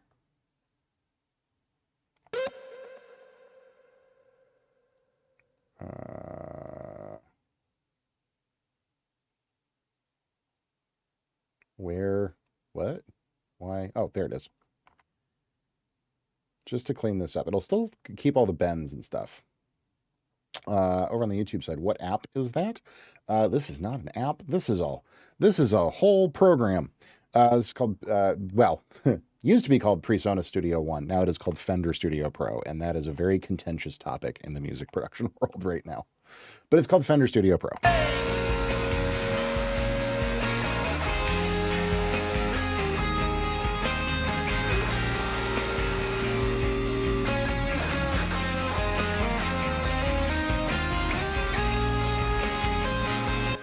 No, it's really good. I love the vibe of it. Here's another idea that I have here. A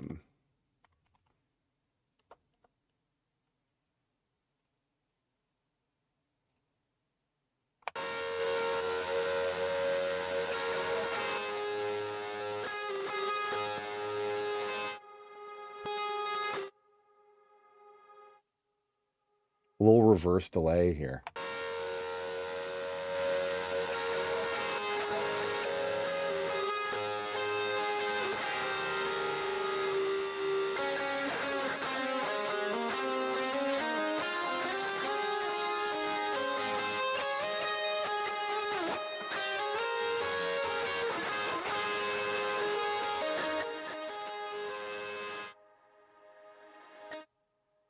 I think that sounds really quite neat.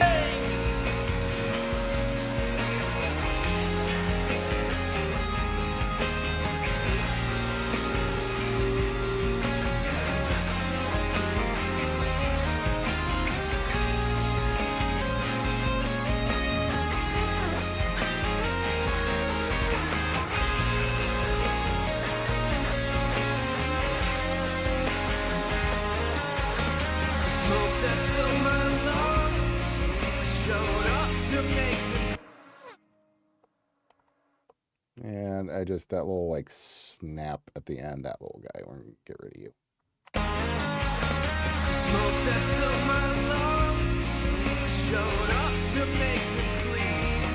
Every word that we exchange only amplifies these dreams. May have fallen way too fast. There's no rules about these things. And as you're warming up my world, I am warming up to green. This life gives us no guarantees. The seasons are changing. EQ our this is just a little MIDI.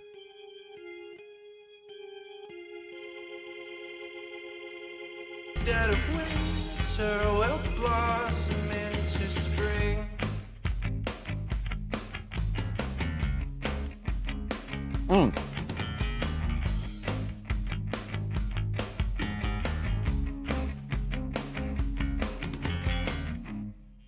yeah, then we just need to tweak that. Sounds like a Foo Fighters record at the end there. Scrumptious. Hang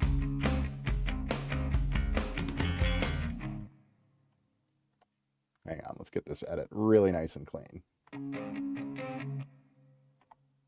Honestly, yeah, that's already pretty good.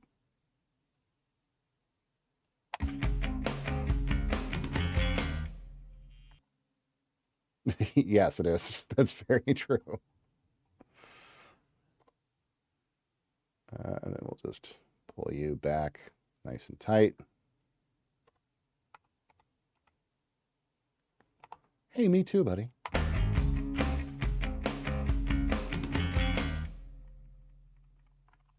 Nice. It starts with a note. You're just like a song. I'm out in the cold, just feeling invisible. You followed me there. You pulled like a rope. I know that. We're going to do a little bit of clip gain work here now, just to manually kind of even out some of it. It's a very dynamic vocal performance. So we want it to make sure that it's hitting as good as it can be. It starts with a note. You're just like a song. I'm out in the cold, just feeling invisible. You followed me there, just feeling invisible. You followed me there. You pulled like a rope. Like that right there is like kind of getting lost. You pulled like a rope. You pulled like a rope, Oops, wrong button. You pulled like a rope. I know that you're scared, but somehow I gave you hope. 'Cause this life gives us no guarantees. The seasons are changing unexpectedly. Our scars will remain, but I find it comforting that the dead of winter will blossom into spring.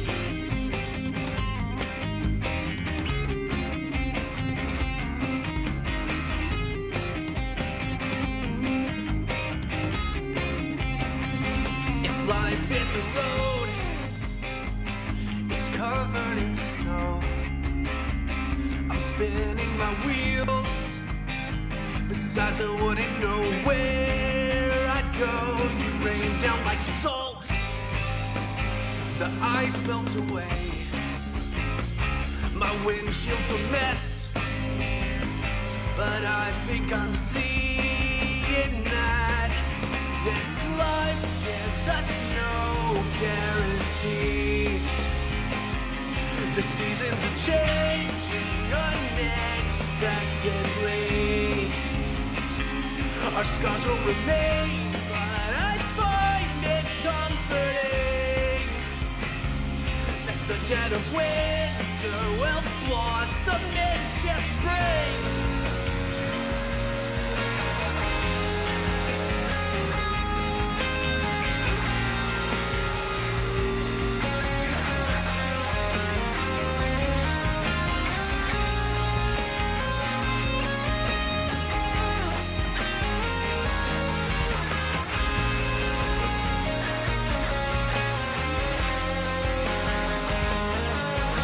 The smoke that filled my lungs showed up to make them clean. Every word that we exchange only amplifies these dreams. May have fallen way too fast. There's things, and as you're warming up my world, I am warming up to green. This life gives us no guarantees.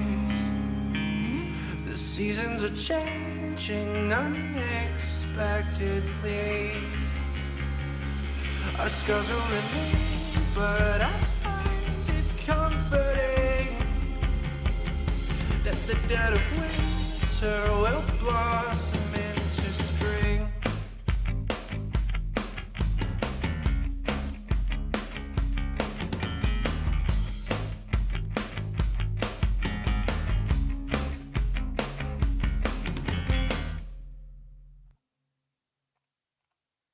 What do we think?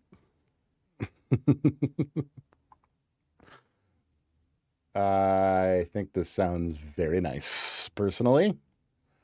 I'm liking it a lot, and I think it's at a good point where it knows I can send it to you to just kind of live with for a bit. I don't know. What do you think? The smoke that filled my lungs showed up to make them clean. Every word that we exchange only amplifies these dreams. May have fallen way too fast.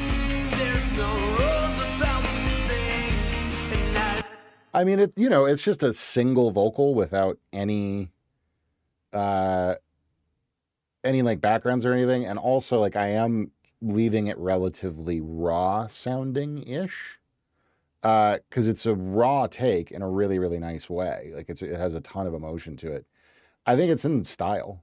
I can like try to bring out but I'm kind of treating it less like ooh, big radio full kind of rich, very detailed voice, and more like kind of a little bit off the mic and a little bit ratty. Especially like, dual compressor with an 1176 in revision A mode, like, all that stuff is it's pushing it in a more saturated direction. the smoke that filled my lungs showed up to make them clean.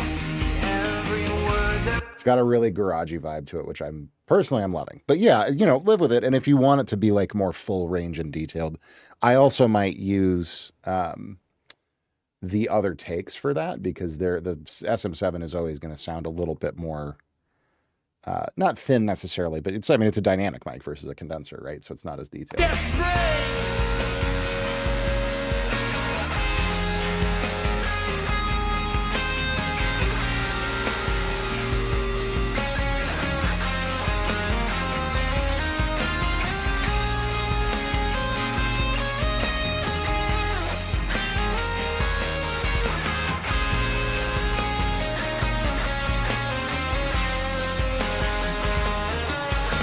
The smoke that filled my lungs showed up to make them clean.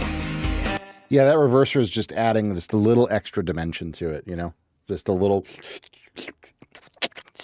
Yeah.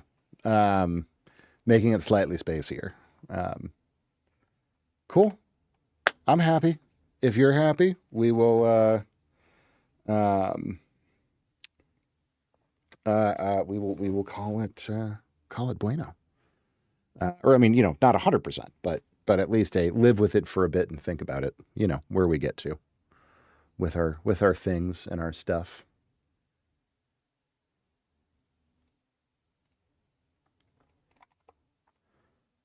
Talked a few streams ago about jazz vocalizing. Yeah, absolutely.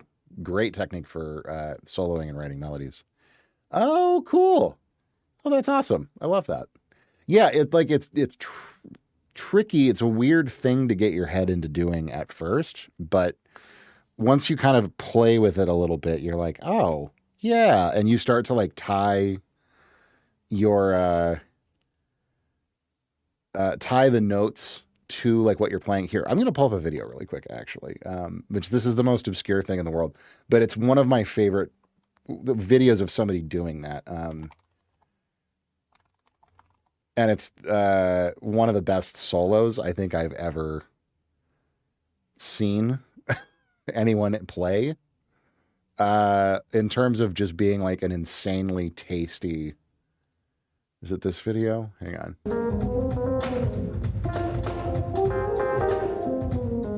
No. It is not that video, but it is from that performance.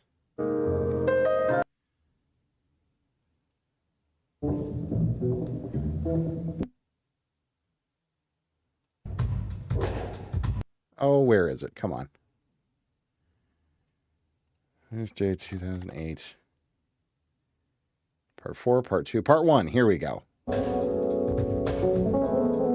So this is a bass player named Yannick Gwizdala, who's one of my favorite bass players of all time. But he's playing with this guy, Ollie Rockberger, who's a keyboard player, singer-songwriter based in New York. And not super famous, just like indie dude. But he takes this solo and he vocalizes the whole thing. And it is the most delicious, disgustingly yummy solo I've ever heard a musician take. I've transcribed this because it is such a good solo. And it's a great example of how and why that vocalization thing works so well, because it just makes all the phrasing so good.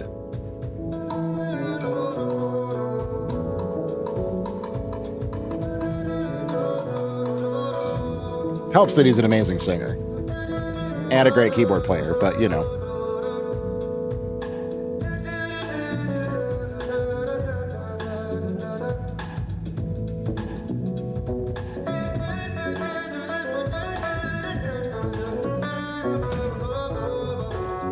And talk about great melodies.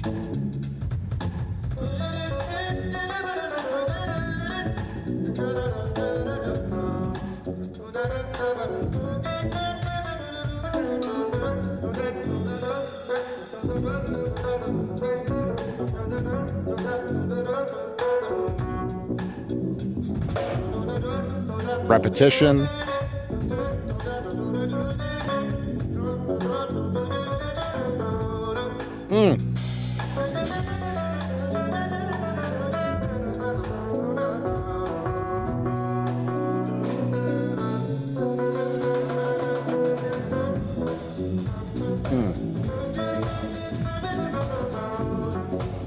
Ooh.